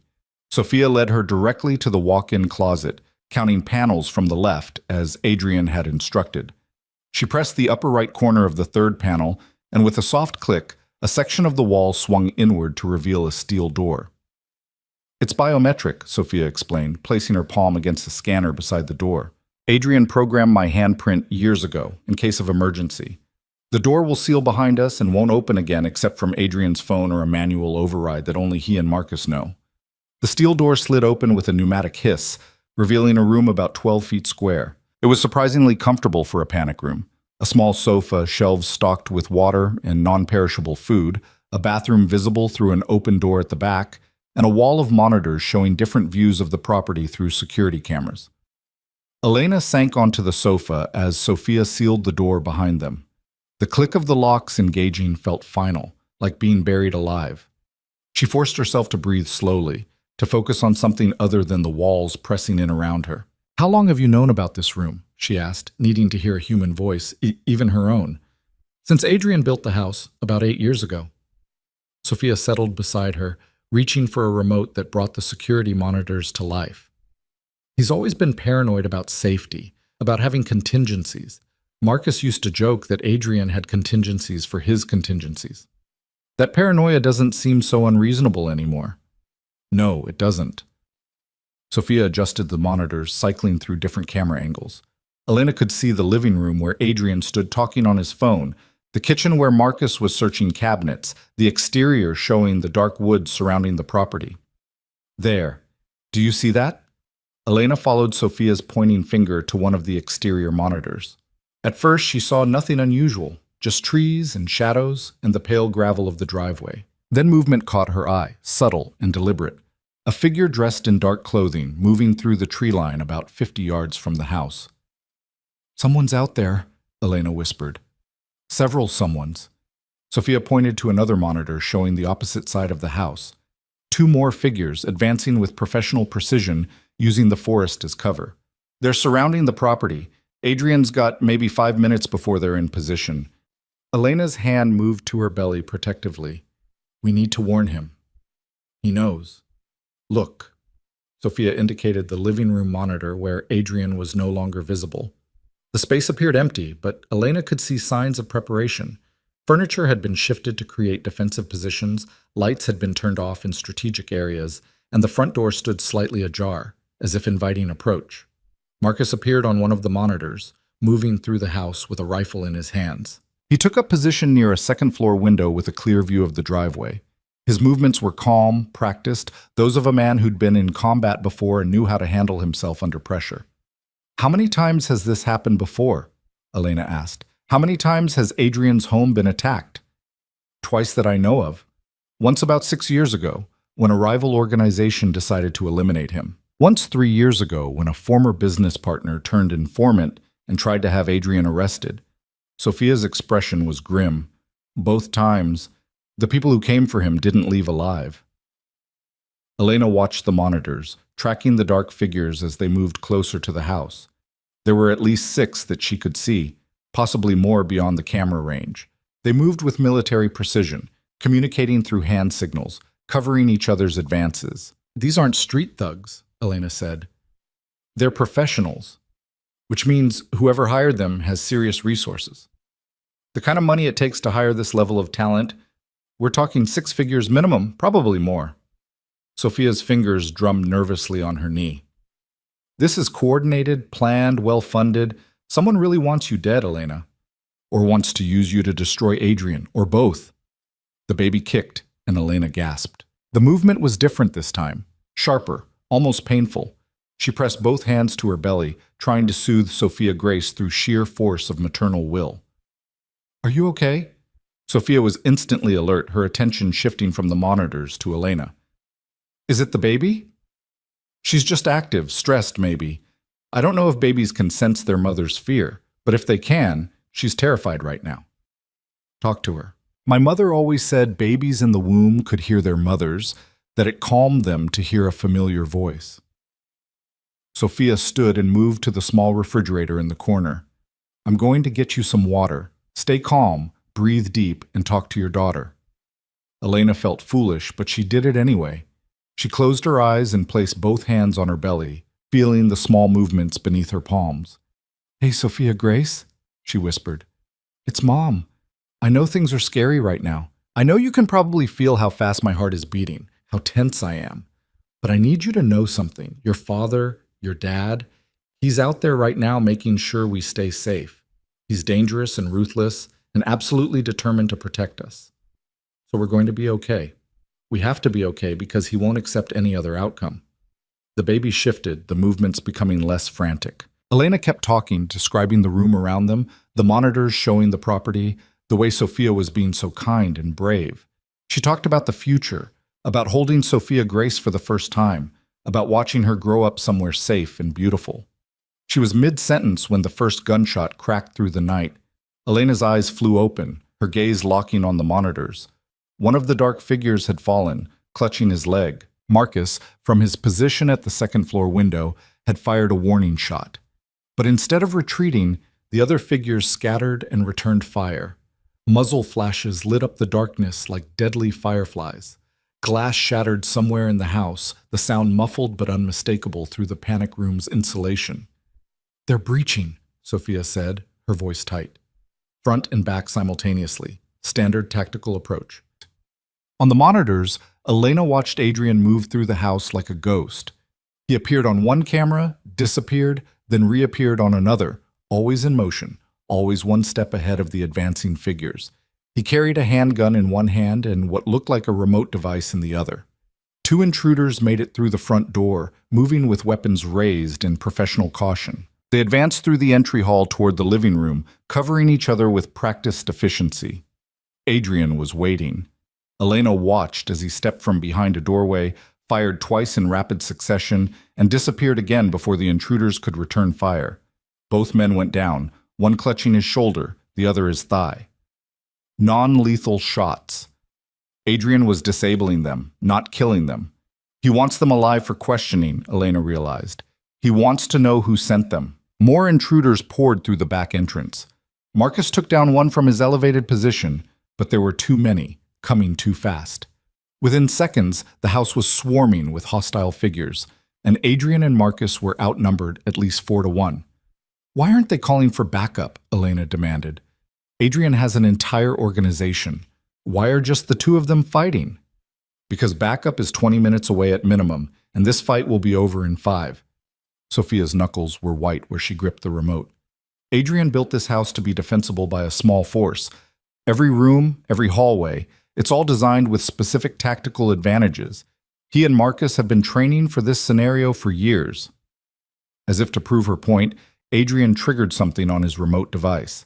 Suddenly, sections of the house Elena hadn't paid attention to before came alive. Metal shutters slammed down over windows. Reinforced doors sealed hallways. What had been an open floor plan transformed into a maze of defensive positions and killing zones.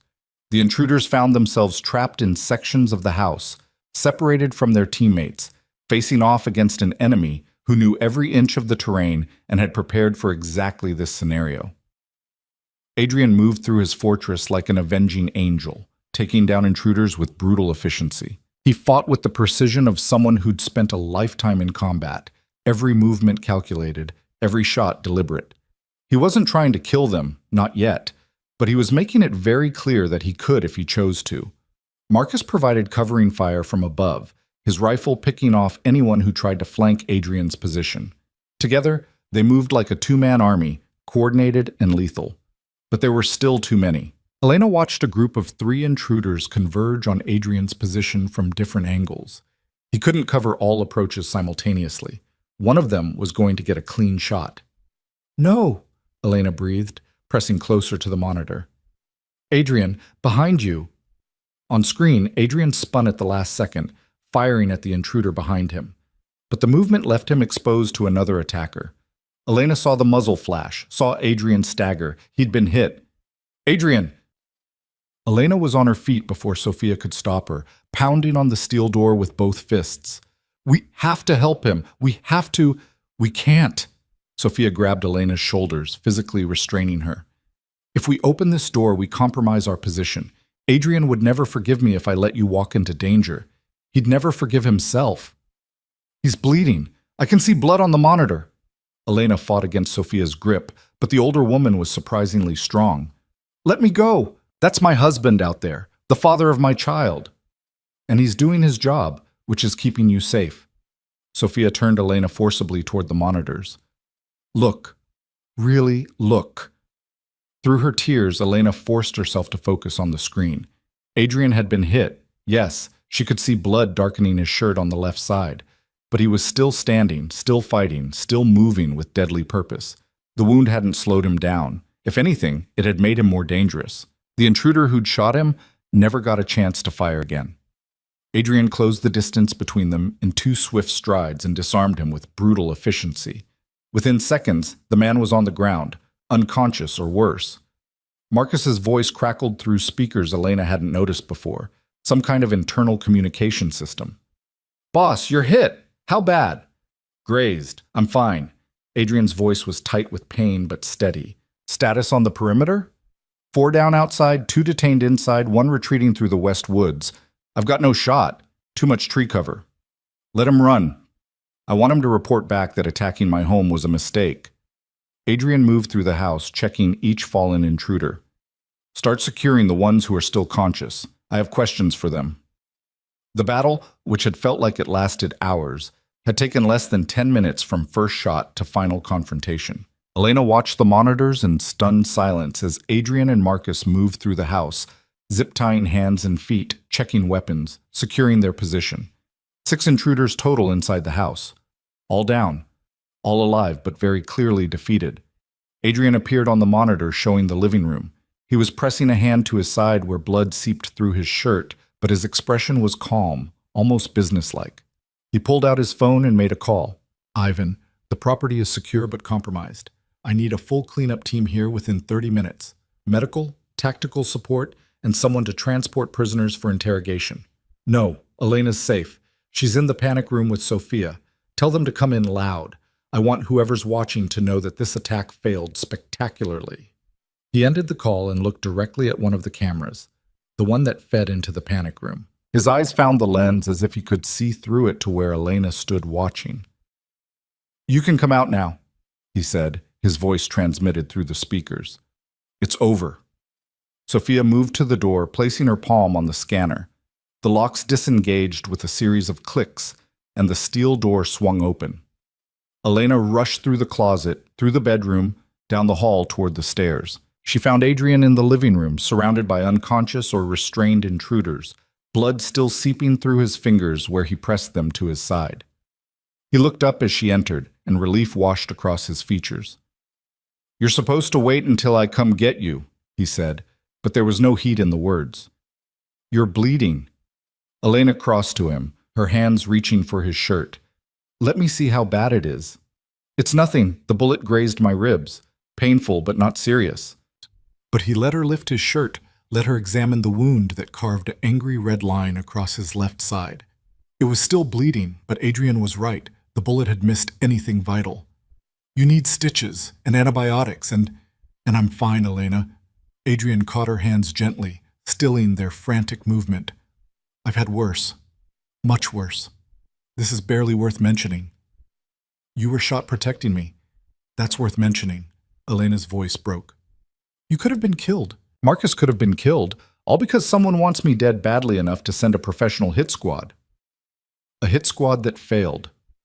Adrian's hands framed her face, tilting it up so she had to meet his eyes. They came here with training and weapons and numbers, and they still failed, because I will not let anyone hurt you.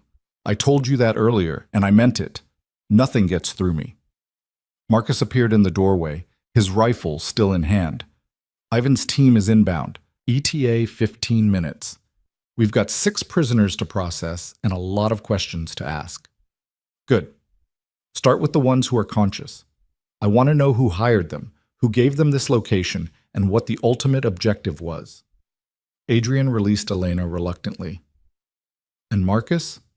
Make it clear that cooperation will be rewarded and resistance will be very, very unpleasant. Marcus nodded and moved toward the restrained intruders. Elena watched him work, watched the transformation from friendly maintenance man to something much harder and more dangerous. This was the reality of Adrian's world: violence and interrogation and casual discussions of torture. She should be horrified. She should be gathering her things and running again, taking her daughter far away from this darkness. But all she felt was grateful. Grateful that Adrian had the skills and ruthlessness to protect them. Grateful that he was alive. Grateful that Sophia Grace would have the chance to know her father. "You're thinking too loud," Adrian said quietly. "I can practically hear your thoughts spiraling. I'm thinking that I should be more disturbed by all this, by the bodies, the blood, the casual way you talk about interrogation. I should be horrified. But you're not." "No, I'm relieved, and that scares me more than anything else." Elena looked up at him.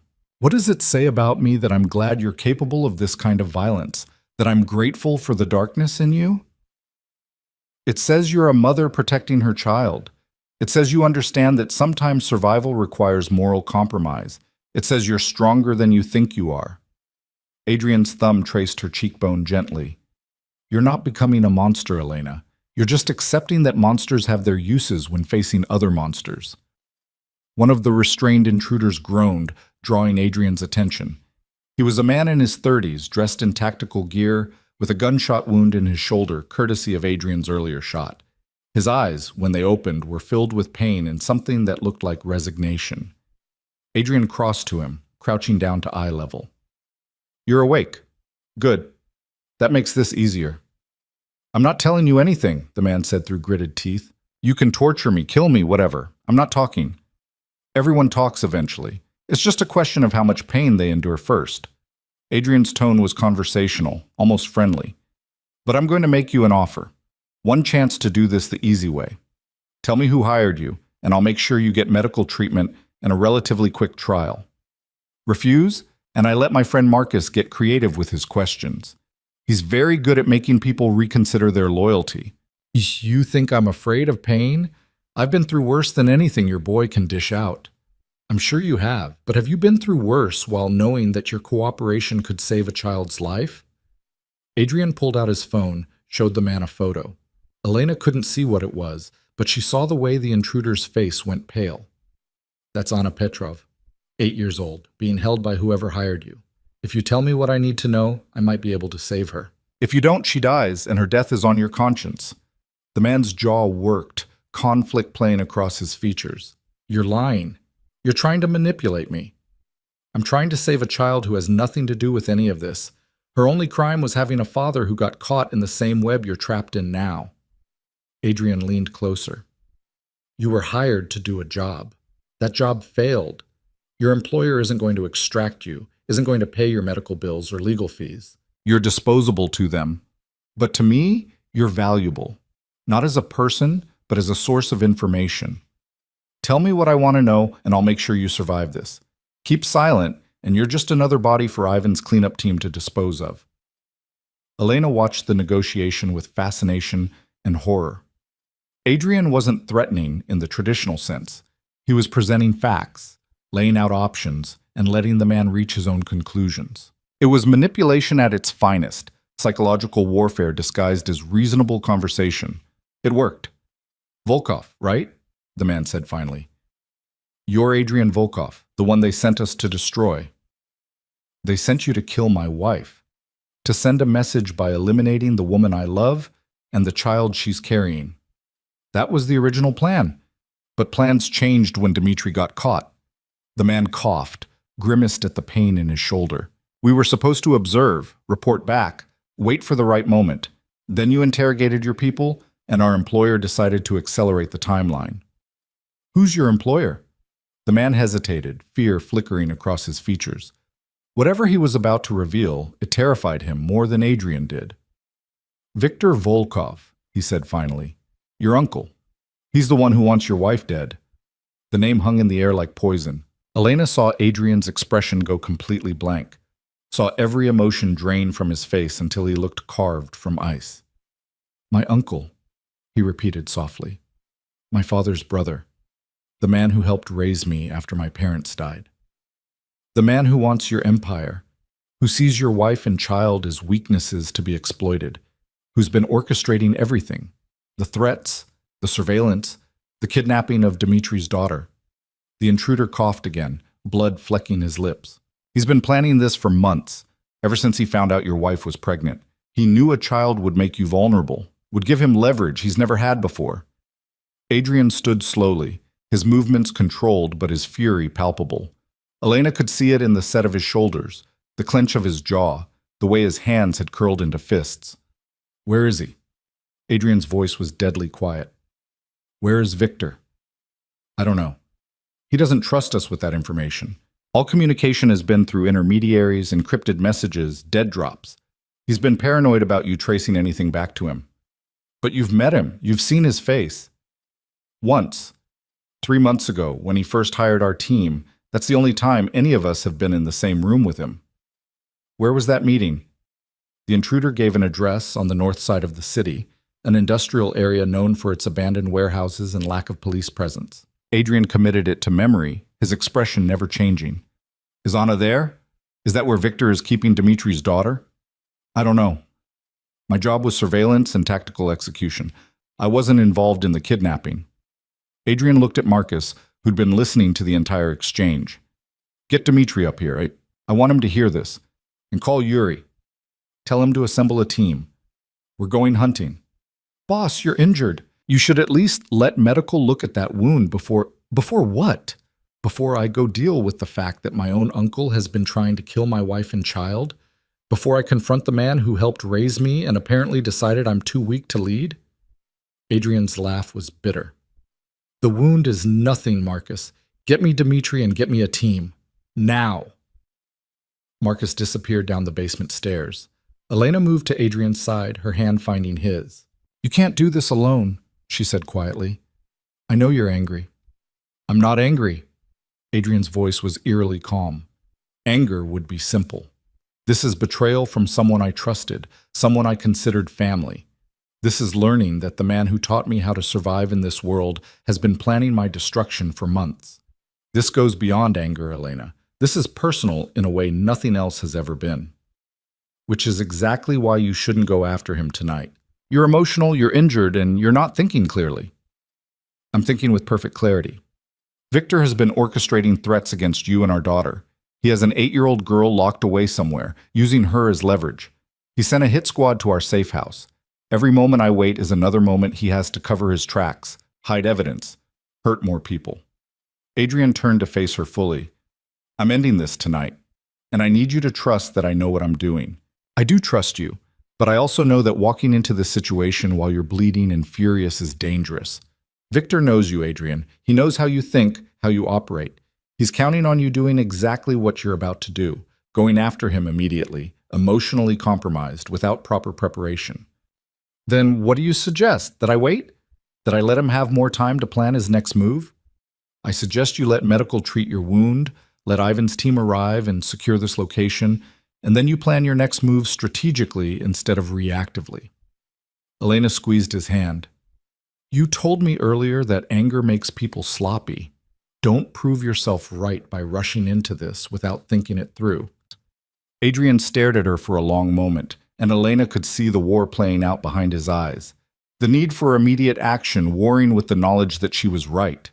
The desire for revenge conflicting with the discipline that had kept him alive for 35 years in a world that killed the reckless. Finally, he nodded. "You're right. I hate that you're right, but you are." Dimitri emerged from the basement stairs, escorted by Marcus. His eyes were red from crying, his face haggard with fear and guilt. When he saw the restrained intruders, confusion crossed his features. "What happened? I heard gunfire." "Viktor Volkov has your daughter," Adrian said bluntly. "My uncle is the one who kidnapped Anna, who's been threatening Elena, who orchestrated everything, and you're going to help me get her back." Dimitri's legs seemed to give out. He sank to his knees, his hands covering his face.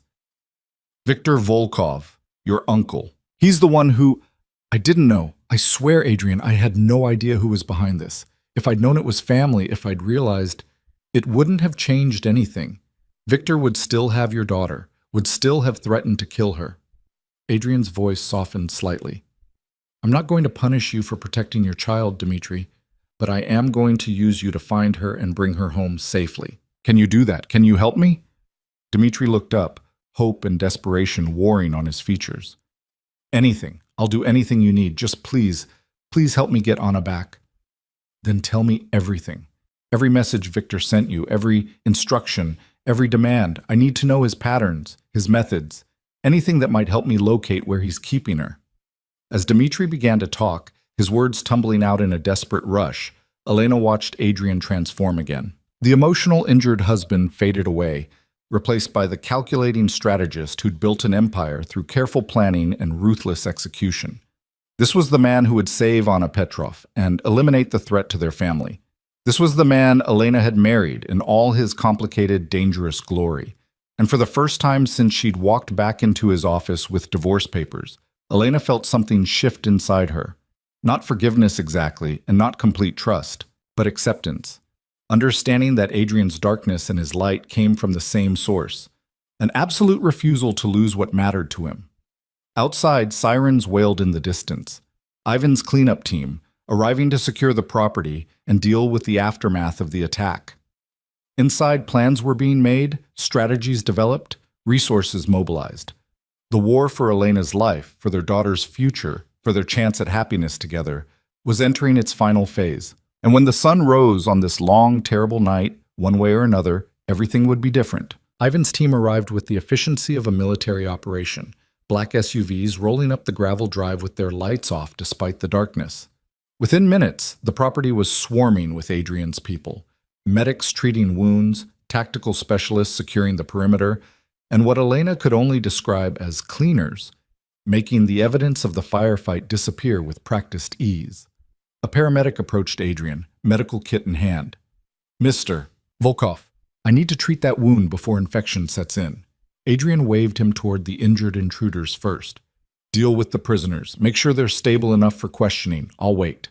Sir, you're bleeding, and I'll continue bleeding for another 10 minutes while you do your job. Adrian's tone left no room for argument. The prisoners are our only connection to Victor's operation. Keep them alive. The paramedic nodded and moved toward the restrained men. Elena watched Adrian's jaw tighten with pain as he shifted position, saw the way he pressed his hand more firmly against his side. He was putting on a show of strength for his people, refusing to acknowledge weakness even when he was clearly hurting. She crossed to him and took his free hand, threading her fingers through his. You don't have to pretend with me. I know it hurts. It's manageable. But he didn't pull away from her touch, didn't reject the comfort she was offering. I've had worse, Elena. This is nothing compared to some of the injuries I've survived. That doesn't make it nothing. She studied his face, the tight lines around his eyes, the pallor beneath his tan. When was the last time you ate? Or slept? Yesterday. Maybe the day before. Adrian's smile was rueful. Time loses meaning when you're hunting for someone who disappeared. I spent 10 months barely sleeping, barely eating, just searching. Old habits die hard. Ivan approached, tablet in hand, his expression grim. Boss, we've got a problem. The warehouse address our prisoner gave us? It's clean, completely empty. If Victor was ever there, he's long gone now. Adrian's expression darkened. He's moving locations, covering his tracks. He knows we're coming for him. There's more. We ran financial traces on Victor's known accounts. He's been liquidating assets for the past 3 months, selling properties, moving money offshore, preparing to disappear. Ivan scrolled through data on his tablet. This isn't just about eliminating you, boss. He's planning to take over your empire and then vanish with the profits. How much has he moved? Conservatively? 50 million, maybe more. He's been skimming from your operations for months, maybe longer. Small amounts that wouldn't trigger alerts, but it adds up. Dimitri, who'd been sitting quietly nearby, suddenly stood. Wait, the messages. Victor sent me instructions through encrypted messages, but there was a pattern. Specific times, specific phrases. If I can access my phone, maybe I can predict when the next communication will come through. Adrian gestured to Marcus, who retrieved Dimitri's phone from the evidence bag where it had been stored. Dimitri's fingers flew across the screen, pulling up message histories, timestamps, patterns Elena couldn't begin to decipher. "Here," Dimitri said, his voice rising with desperate hope. Every communication came through at exactly 7-hour intervals, like clockwork. The last message was at 8 p.m., which means the next one should come through at 3 in the morning. Adrian checked his watch. "That's 45 minutes from now. If we respond correctly, we might be able to trace the signal, find out where Victor's operating from." "Or he might realize we've turned Dimitri and cut off communication completely," Ivan countered. "If we tip our hand too early, we don't have time to wait for the perfect moment." Adrian's voice was hard with determination. "Every hour we delay is another hour Anna stays in danger. Another hour Victor has to plan his next move. We respond to that message, we trace the signal, and we move immediately." Elena felt Sophia Grace kick hard against her ribs, as if the baby could sense the tension crackling through the room. She placed both hands on her belly, trying to calm the restless movements. Adrian noticed immediately. "Elena, you need to rest. You've been through too much stress tonight." "I'm fine. The baby's fine. We're both fine." But even as she said it, another sharp kick made her wince. "Okay, maybe not completely fine, but I'm not leaving while you're planning something dangerous. You don't have a choice in this. When we move on Victor's location, you're staying here with Sophia and a security detail. Non-negotiable." "Adrian, non-negotiable, Elena." His voice was gentle but absolutely firm. "I can't focus on ending this threat if I'm worried about you being in the line of fire. I need to know you're safe. Can you give me that? Can you let me do what needs to be done without having to protect you at the same time?" Elena wanted to argue, wanted to insist that she deserved to be part of finishing this. But the baby kicked again, harder, and she thought about the tiny life depending on her to make smart choices. Charging into a confrontation with a man who wanted her dead wasn't a smart choice. "Okay," she said finally. "But you promise me something. You come back. You don't take unnecessary risks. You don't let your anger make you reckless. You come back to us, Adrian. Promise me." "I promise." He lifted her hand to his lips, pressed a kiss to her knuckles. "I didn't wait 10 months to find you again just to get myself killed. I'm coming back, and when I do, this nightmare will be over." The paramedic approached again, more insistent this time. "Mr. Volkov, I really need to treat that wound. You're still bleeding, and if you're planning any kind of physical activity, fine." Adrian released Elena's hand reluctantly. "Do what you need to do, but make it quick." The paramedic worked with efficient speed, cleaning the wound, applying antiseptic that made Adrian's jaw clench despite his attempt to hide the pain, and finally closing the gash with neat sutures. Throughout it all, Adrian's eyes stayed on the tablet where Ivan was setting up tracking software, his mind clearly on strategy rather than the needle piercing his skin. "You're lucky," the paramedic said as he bandaged the wound. "Another inch to the right, and that bullet would have hit your liver. You'd be bleeding out right now instead of planning whatever military operation you're planning." Luck had nothing to do with it. "I saw the shooter, adjusted my position at the last second. If I'd stayed still, I'd be dead." The paramedic shook his head, gathering his supplies. "Keep the wound clean and dry. Change the bandage twice a day. And for the love of everything, don't do anything that might tear the sutures." Adrian stood, testing his range of motion. Elena saw him suppress a grimace as the movement pulled at the fresh stitches. "I'll do my best." "That's what you said last time I stitched you up, and you came back 2 days later with the wound reopened." The paramedic's tone was resigned. "At least try to remember you're not invincible." Dimitri's phone chimed suddenly, cutting through the conversation. Everyone in the room went still, eyes turning to the device in his hands. "It's here," Dimitri said, his voice shaking. "The message. Right on schedule." Adrian crossed to him in 2 strides. "What does it say?"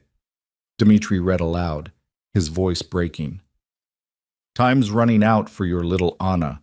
Tell Volkov that family means everything. He should understand that better than anyone. Deliver Elena Volkov to the old Riverside warehouse by dawn, or the girl dies.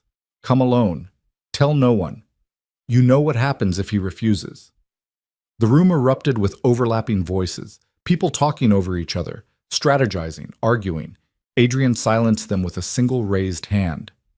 "Ivan, start the trace. I want to know where that message originated from within the next 2 minutes. Marcus, Pull up satellite imagery of the Riverside warehouse and every building within a 5-block radius.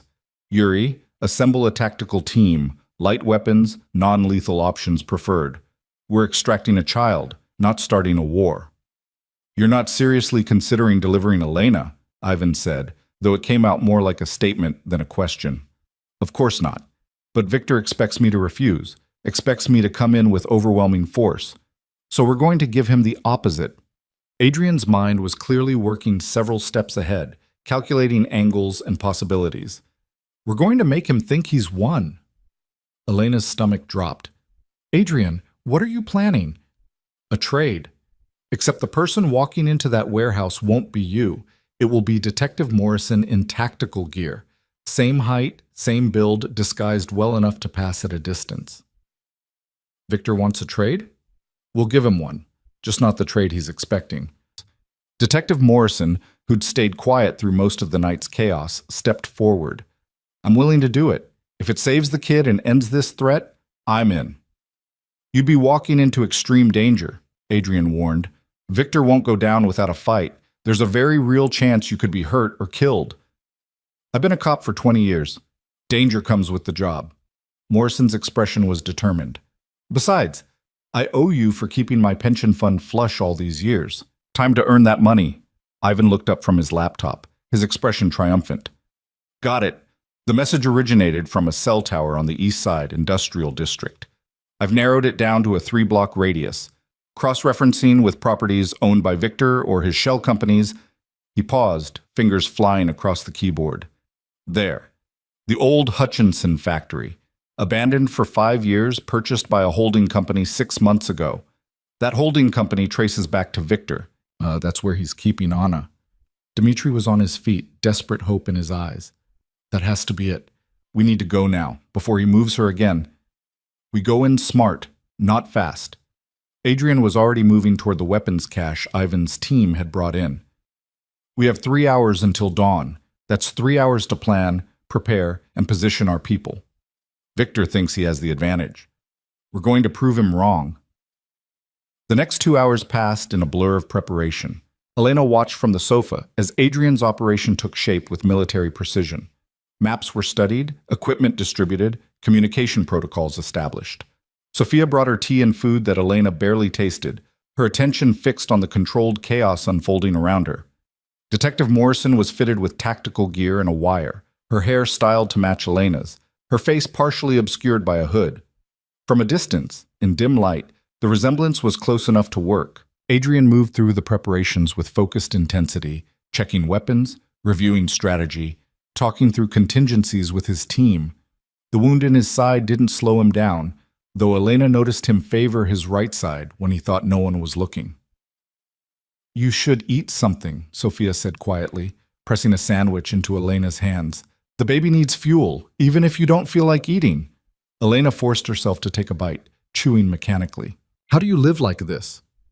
How do you watch Marcus go into danger and not lose your mind with worry? You learn to trust. Trust in his training, his instincts, his will to survive and come home to you. Sophia's smile was sad. And you learn to accept that some things are beyond your control. I can't keep Marcus safe by worrying. All I can do is make sure he has reasons to fight hard to come back. Does it get easier? No, but you get stronger.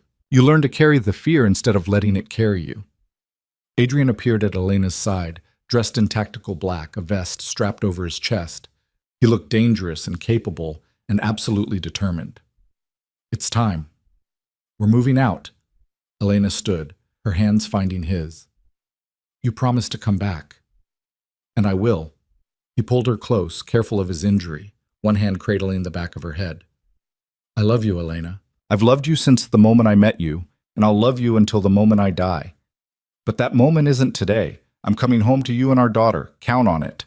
He kissed her then, deep and thorough and full of promise. When he pulled back, his eyes were bright with emotion he rarely let show. Stay here. Stay safe. And when I come back, we're going to destroy those divorce papers and start over. Really start over, without secrets or threats or fear. Just us and Sophia Grace and the life we're going to build together. Deal? Deal, Elena whispered. Adrian released her and turned to his team. Move out. Elena watched through the windows as vehicles rolled down the drive, carrying Adrian and his people toward the confrontation that would end this nightmare one way or another. Sophia stood beside her, one hand on Elena's shoulder, offering silent support. Now we wait, Sophia said quietly. Now we wait, Elena echoed. The next hour was the longest of Elena's life. She paced the living room despite Sophia's gentle suggestions that she rest. She couldn't rest, couldn't sit still, couldn't do anything but imagine all the ways this could go wrong. Adrian injured or killed, Anna hurt or worse, the plan falling apart, Victor escaping, the threat continuing indefinitely. Sophia Grace kicked almost constantly now, feeding off Elena's anxiety. Elena talked to her daughter, describing the future they'd have once this was over. A real home, somewhere safe. Parents who loved each other and loved her. A life free from the violence that had defined the past 10 months, if they survived tonight. Elena's phone buzzed suddenly, making her jump. A text from Adrian, short and direct. In position? Radio silence from here. I love you. She typed back quickly. I love you too. Be safe. Then there was nothing to do but wait and pray and hope that Adrian's plan would work. Miles away, in the pre-dawn darkness, Adrian crouched behind a rusted dumpster outside the Hutchinson factory. His team was positioned around the perimeter, Yuri on the north side, Ivan on the south, Marcus providing overwatch from a rooftop across the street. Detective Morrison waited in an unmarked van 2 blocks away, ready to play her part when the time came. Adrian's side throbbed where the bullet had grazed him, each breath pulling at the fresh sutures. He ignored the pain with practiced ease. Pain was temporary, failure was permanent, and he would not fail Elena or Anna or himself. His earpiece crackled with Marcus's voice. I've got eyes on 2 guards at the main entrance, 3 more patrolling the perimeter. Thermal imaging shows approximately 8 heat signatures inside the building, probably Victor and his remaining people. Any sign of the girl? Adrian asked quietly. 2nd floor, northeast corner, small heat signature, stationary. Could be Anna. Could be. Not definitely, but it was the best lead they had. Dmitri, you're up, Adrian said. Make the call. Tell Victor you're bringing Elena as requested. Dmitri's voice came through the earpiece, tight with fear. Victor, it's Dmitri. I have her. Elena Volkov. I'm bringing her to the warehouse as you requested. I'm coming alone, no backup, just like you said. Please, just let me see Anna. Let me know she's okay. A pause, then Victor's voice, smooth and cultured and absolutely cold. Bring her to the main entrance. You have 5 minutes. If I see anyone else, if I suspect any kind of trick, the girl dies. Understand? I understand. The connection ended. Adrian signaled to his team. Morrison, you're on. Remember, you're terrified, pregnant, desperate. Sell it. Copy that. Adrian watched through binoculars as the unmarked van approached the warehouse. Morrison emerged, her movements carefully crafted to mimic Elena's pregnant waddle. Dmitri was beside her, his hand on her arm, guiding her toward the entrance. The warehouse doors opened, light spilled out, silhouetting 2 figures. One was Victor Volkov, tall and distinguished despite his 60 years. His silver hair perfectly styled even at this ungodly hour. The other was a guard with a weapon trained on Morrison. Close enough, Victor called. Send her forward, alone. Dmitri released Morrison's arm. She walked slowly toward the warehouse, her hands raised in surrender. Adrian held his breath, watching for any sign that Victor had seen through the deception. Victor grabbed Morrison's arm when she got close enough, pulling her into the light. For one terrible moment, Adrian thought the plan had failed. Then Victor laughed, the sound bitter and triumphant. Did you really think I wouldn't recognize the difference between my nephew's wife and a police detective in disguise? Victor's voice carried clearly in the quiet night.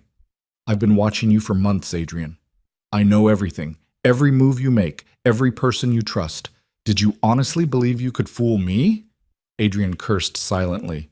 The plan had failed before it had even begun. Come out, Adrian, Victor called. I know you're out there. Come out and face me like a man, or I put a bullet in Detective Morrison's head and then I go hunting for your real wife. Adrian stood slowly, hands visible, no weapon drawn. He walked toward the warehouse entrance with measured steps, his mind racing through options and alternatives. There's my nephew. The great Adrian Volkov finally admitting defeat. Victor's smile was cruel. You should have stayed small, boy. Should have been content with the territories I gave you. But you had to build an empire, had to become more powerful than your old uncle. And now look where that ambition has gotten you. You kidnapped an 8-year-old girl. You threatened my pregnant wife. You sent assassins to my home. Adrian's voice was ice cold. This isn't about ambition, Victor. This is about you being a jealous old man who can't stand that I've surpassed you. Surpassed me? Victor laughed. Boy, I taught you everything you know, every strategy, every manipulation, every ruthless decision. I showed you how it was done. And you used those lessons to build something I could never achieve. Yes, I'm jealous. Yes, I want what you have. And yes, I'm willing to destroy everything you love to take it from you. Where's Anna? The girl is safe, for now. She's leverage, insurance that you'll do exactly what I tell you to do. Which is what? Walk away. Sign over control of your organization to me. Disappear with your wife and child, and never come back. Do that, and Anna goes free. Do that, and Elena survives to raise your daughter. Refuse. Victor pressed the gun to Morrison's head, and everyone you care about dies. Adrian's mind worked through possibilities at lightning speed. Victor had the advantage of position and hostages, but he also had weaknesses. He was older, slower. He was arrogant, convinced of his superiority, and most importantly, he'd brought his people into a kill box without realizing it. All right, Adrian said, his voice heavy with false defeat. You win. I'll sign over everything. Just let Anna go. Let Detective Morrison go. End this. You expect me to believe you'd give up everything without a fight? I expect you to believe I'll do anything to protect my family, including surrender. Adrian took another step forward. You were right, Victor. I learned from you. And the most important lesson you taught me was that sometimes survival means knowing when to fold. Victor studied him, searching for deception. Hands where I can see them. Move slowly. Adrian complied, walking toward the warehouse entrance with his hands raised. With each step, he was mentally tracking his team's positions, calculating angles and distances. Marcus had a clear shot from the rooftop. Yuri was in position to breach from the north, even was ready to cut the power on Adrian's signal. He just needed to get close enough. 10 feet from the entrance, Victor was still using Morrison as a shield, the gun pressed to her temple. Behind them, inside the warehouse, Adrian could see shadows moving. More guards, more weapons, more obstacles. 5 feet. Adrian could see the sweat on Victor's forehead, the slight tremor in his gun hand. His uncle was nervous, despite his bravado. Good. Nervous people made mistakes. 3 feet. Close enough. Adrian moved. He was fast, faster than a man with a bullet wound in his side had any right to be. His hand shot out, deflecting Victor's gun upward as it fired. The shot went wild, the sound deafening in the enclosed space. Morrison dropped and rolled away, clearing the line of fire. Victor stumbled back, shock on his face. Adrian pressed his advantage, closing the distance, using his superior size and strength to drive his uncle against the warehouse wall. Now! Adrian shouted into his radio. The lights went out as Ivan cut the power. In the sudden darkness, chaos erupted. Adrian heard the crack of Marcus's rifle from the rooftop, taking out guards with precision shots. Heard Yuri's team breaching from the north entrance, their tactical lights cutting through the darkness like knives. Victor fought like a cornered animal, all pretense of sophistication gone. He was strong for his age, trained in the same brutal methods he'd taught Adrian, but he was 60 years old and Adrian was in his prime. The fight was vicious and short. Adrian disarmed Victor with a brutal twist that left his uncle's wrist broken, sent him to the ground with a leg sweep, and pinned him there with a knee to his chest. It's over, Adrian said, breathing hard. Tell me where Anna is, and maybe I let you survive this. Second floor, Victor gasped, his face twisted with pain and fury. Northeast corner. She's locked in the old office. The key is in my pocket. Adrian retrieved the key, tossed it to Yuri. Get her out. Get her to safety. Now. Yuri disappeared into the darkness, his tactical light bobbing as he climbed stairs. Adrian maintained pressure on Victor's chest, keeping him pinned, watching as his team secured the warehouse and rounded up Victor's remaining people. The whole operation, from the moment Adrian moved to the moment Victor was secured, had taken less than 3 minutes. Morrison appeared at Adrian's side, her disguise disheveled, but her expression triumphant. "Nice work, Volkov. Remind me never to play poker with you." "Remind me to pay you a substantial bonus for playing bait." Adrian hauled Victor to his feet, ignoring the older man's groan of pain. "You're done, Victor. Your people are captured or dead. Your assets will be seized. Your empire, such as it was, is finished. You think this ends anything?" Victor's laugh was bitter. "I'm not the only one who sees you as weak, Adrian. I'm just the only one who had the courage to act on it. Others will come. Others will see your wife and child as vulnerabilities to exploit. You'll never be safe. Then I'll deal with them the same way I dealt with you. But they'll have the advantage of learning from your mistakes. They'll know what happens when someone threatens my family."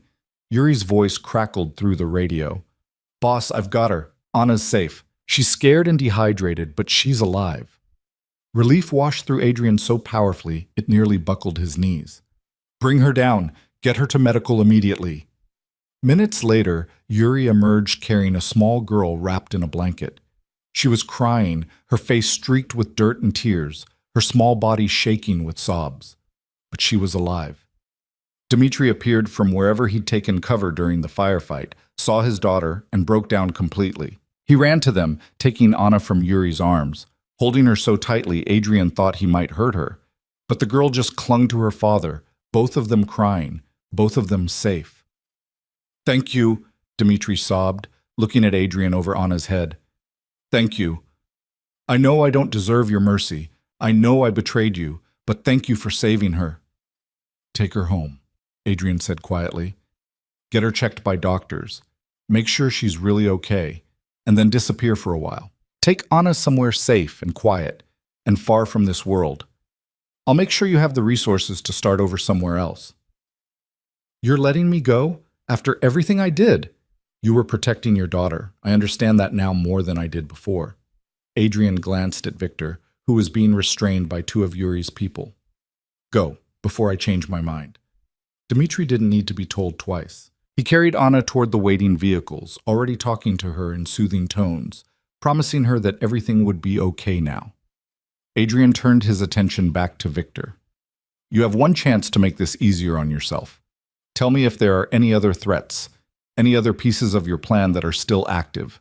Help me clean up your mess, and I'll make sure you end up in a comfortable prison instead of a shallow grave." Victor spat at his feet. "I'll tell you nothing. And when I get out, you won't get out. I'll make sure of that." Adrian's voice was flat, emotionless. "You're going to disappear into the system, Victor, into a black site where people don't ask questions about prisoners who never officially existed. You'll spend the rest of your life in a cell, thinking about how you threw everything away because you couldn't stand seeing me succeed." He gestured to Yuri. "Get him out of my sight, and make sure the people holding him understand that he doesn't get privileges, doesn't get phone calls, doesn't get anything except time to regret his choices." As Victor was dragged away, still cursing and threatening, Adrian felt the adrenaline begin to fade. The pain in his side, which he'd been ignoring through sheer force of will, came roaring back with a vengeance. He stumbled slightly, and Marcus was there immediately, supporting him. "You're bleeding through your bandages, boss. We need to get you to medical." "I need to get home to Elena first." Adrian pulled out his phone, typed a quick message. "It's over. Coming home. Everyone's safe. I love you." The response came back almost immediately. "Thank God. Hurry home." The drive back to the safe house felt longer than the operation itself. Adrian sat in the passenger seat while Ivan drove, Marcus in the back keeping pressure on the wound that had indeed started bleeding again. The sutures had held, but the exertion of fighting Victor had stressed them. "You're lucky you didn't tear them completely," Marcus said. "Though I suppose luck is relative when you just took down your own uncle." "It wasn't luck. It was necessity." Adrian stared out the window at the lightening sky. Dawn was breaking, painting the horizon in shades of pink and gold. Victor was right about one thing. There will be others who see Elena and Sophia Grace as vulnerabilities, people who think they can use them against me. "So what are you going to do?" Ivan asked. "Change the game." Adrian's voice was quiet but determined. "I'm done building an empire on fear and violence. I'm done making enemies who think hurting my family is an acceptable strategy. I'm walking away from all of it." Both men stared at him in shock. "Boss, you can't be serious," Marcus said. "This organization is your life's work. You can't just walk away." "Watch me." Adrian's smile was grim. "I have offshore accounts Victor didn't know about, legitimate businesses that generate real income, enough money to support my family for generations. I don't need the criminal empire anymore. And more importantly, Elena and our daughter don't need the danger that comes with it. What about everyone who depends on you? Your people? Your territories? I'll transition it. Sell it off piece by piece to people who can run it without the baggage I've accumulated. Set up my loyal people with severance packages and recommendations. Make sure everyone who stood by me is taken care of." Adrian looked at both of them seriously. "Including you two. I'll make sure you're set for life, whatever you choose to do next. I don't want your money, boss. I want to know you're serious about this." Marcus leaned forward. "Because if you're doing this just to make Elena happy, if you're going to resent her for making you give up your power, then you're making a mistake that will destroy your marriage." "I'm not doing it for Elena. I'm doing it for me." Adrian's voice was soft. "I spent 10 months searching for her, 10 months living in a world where the only thing that mattered was finding her again. And you know what I realized? The empire, the power, the respect and fear I've built. None of it meant anything without her. None of it was worth the cost of losing her." They pulled up to the safe house as the sun crested the horizon, bathing the property in golden light. Elena was standing on the front porch, Sophia beside her, both of them watching the driveway with anxious expressions. When she saw Adrian emerge from the vehicle, alive, upright, walking toward her, Elena's face crumpled with relief. She moved as quickly as her pregnant body would allow, meeting him halfway. Adrian caught her in his arms, ignoring the protest from his injured side. She was crying and laughing at the same time, her hands touching his face as if confirming he was real. "You came back. You actually came back." "I promised, didn't I?" He kissed her forehead, her cheeks, finally her mouth. "It's over, Elena. Victor's in custody. Anna's safe with her father. The threat is gone. And you're bleeding through your bandages again. Minor detail. Adrian Volkov, you are the most stubborn, reckless, wonderful man I've ever met." Elena's hands found the edges of his tactical vest. "Get inside so we can fix you up properly, and then you're going to sleep for 12 hours straight while I watch over you." "I have a better idea." Adrian took her hand, threading his fingers through hers. "How about we go inside, you burn those divorce papers, and we start planning our future? A real future, without threats or danger or fear." Elena searched his face. "What are you saying?" "I'm saying I'm done with this life. Done with the criminal empire, the violence, all of it. I'm walking away, Elena. For you, for Sophia Grace, but mostly for me. Because I finally understand that the power I've spent my life building isn't worth anything if it costs me my family." "You're serious. You're actually serious. Completely serious. I've got enough legitimate business interests to support us comfortably. We can go anywhere you want, live however you want. I'll be whoever you need me to be as long as I get to be Sophia Grace's father and your husband." Elena's tears were flowing freely now. "What about your people? Your organization?" "I'll take care of them. Make sure everyone who's been loyal gets taken care of. But I'm done, Elena. I'm choosing us over everything else." She kissed him then, deep and desperate and full of all the emotion she'd been holding back for 10 months. When she finally pulled away, her smile was radiant. "Then, yes, let's burn those divorce papers. Let's start over. Let's build something real together." Sophia appeared with the manila envelope Elena had brought to Adrian's office what felt like a lifetime ago. She handed it to Elena with a knowing smile. "I believe you'll be needing this for the fire." Elena took the envelope, pulled out the divorce papers, and walked to the fireplace where the morning fire was already burning. She held the papers over the flames for a moment, looking at Adrian. "Last chance to change your mind." "Not a chance?" Adrian moved to stand beside her. "I've never been more certain of anything in my life." Together they dropped the papers into the fire. They watched them catch, curl, and burn to ash. The end of one chapter and the beginning of another, written in smoke and flame and absolute certainty. 2 months later, Elena lay in a hospital bed, exhausted and euphoric, holding a tiny bundle wrapped in pink.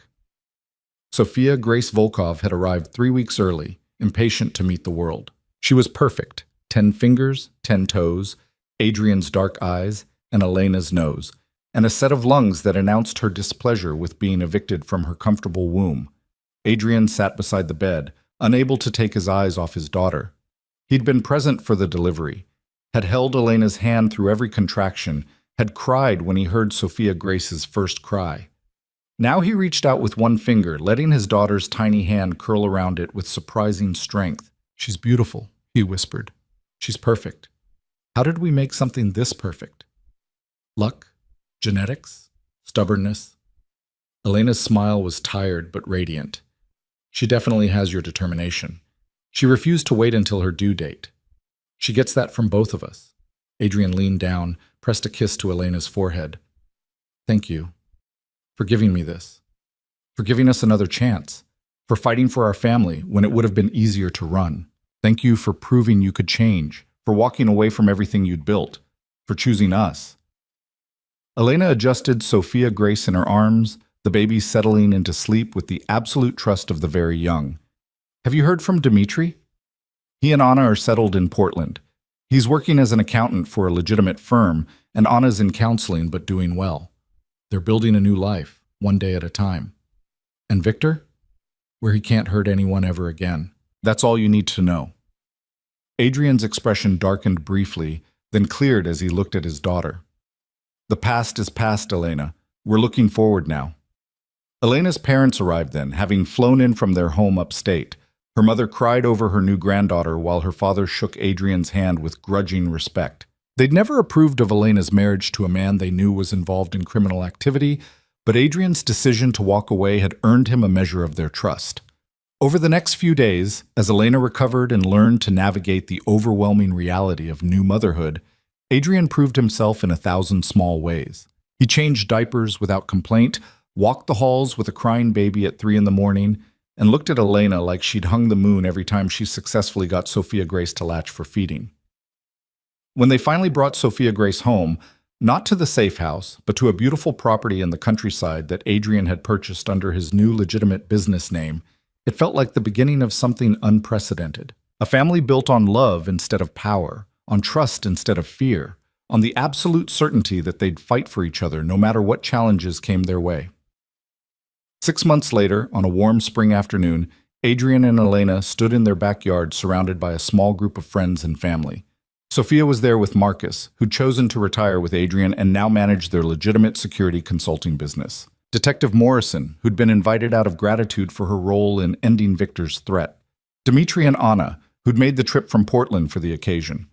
Elena wore a simple white dress that complemented her post-pregnancy curves, her hair loose around her shoulders. She looked radiant and happy, and absolutely certain as she looked at the man standing across from her. Adrian wore a dark suit without the tactical vest or concealed weapons that had once been his constant companions. He looked at Elena like she was his entire world, because she was. She and Sophia Grace, who slept peacefully in Sophia's arms nearby, were everything that mattered. The officiant, a kind-faced woman who knew nothing about their complicated past, smiled at them both. Marriage is a journey of choosing each other every day, through joy and hardship. It's about building a partnership based on trust, respect, and love. Elena and Adrian have already walked a difficult path together. Today, they're choosing to continue that journey, this time with full knowledge of who they are and what they want their future to be. She looked at Adrian. "Do you take Elena to be your wife, to love and cherish, to stand beside in good times and bad, to build a life based on honesty and partnership?" "I do." Adrian's voice was steady, his eyes never leaving Elena's face. "I've chosen her every day since the moment I met her, but today I'm choosing her freely, completely, with full knowledge of what that choice means. I choose her strength, her compassion, her absolute refusal to let me settle for less than I could be. I choose our family, our future, and the life we're going to build together." The officiant turned to Elena. "And do you take Adrian to be your husband, to love and cherish, to stand beside in good times and bad, to build a life based on honesty and partnership?" "I do." Elena's voice trembled with emotion. "I choose the man who fought for me when I ran, who changed everything about his life to give us a chance at happiness, who holds our daughter like she's made of spun glass and looks at me like I'm a miracle. I choose the man he is now and the man he's still becoming. I choose us, Adrian. Every time, in every way that matters, I choose us. Adrian slipped a ring onto Elena's finger, not the one she'd worn during their first marriage, but a new one they'd chosen together. Simple, elegant, symbolizing a fresh start. Elena did the same for him, her hands steady despite the tears streaming down her face. By the power vested in me, I now pronounce you husband and wife. Again. The officiant's smile was warm. You may kiss your bride. Again. Adrian pulled Elena close and kissed her thoroughly, pouring into that kiss all the love and gratitude and absolute certainty that this was right. That they were right. That everything they'd been through had led them to this moment, standing in sunshine with their daughter nearby and their future stretching out bright and limitless before them. When they finally broke apart, their small gathering erupted in applause. Sophia Grace woke up and added her voice to the celebration, her cry breaking the solemnity of the moment and making everyone laugh. Adrian took his daughter from Sophia, cradling her against his chest with practiced ease. Sorry, sweetheart. Did we wake you with all the mushy stuff? Sophia Grace looked up at her father with dark eyes so like his own and made a sound that might have been approval or might have been hunger. It didn't matter. She was perfect, and she was theirs. And she would grow up in a world where her parents loved each other and chose each other and fought for their family above everything else. Welcome to the family, Elena said, wrapping one arm around Adrian's waist and placing her other hand on Sophia Grace's tiny back. All of us, together. Finally. Finally, Adrian echoed. As the sun set on their wedding day, painting the sky in shades of amber and rose, the Volkov family, newly reformed, newly committed, newly hopeful, stood together and looked toward a future that held no guarantees except the promise they'd made to each other. To choose love over fear, family over power, and each other over everything else the world might offer. It wasn't the ending Elena had imagined when she'd walked into Adrian's office with divorce papers. It wasn't the future Adrian had planned when he'd built his empire on violence and control. It was better. It was real. And it was theirs.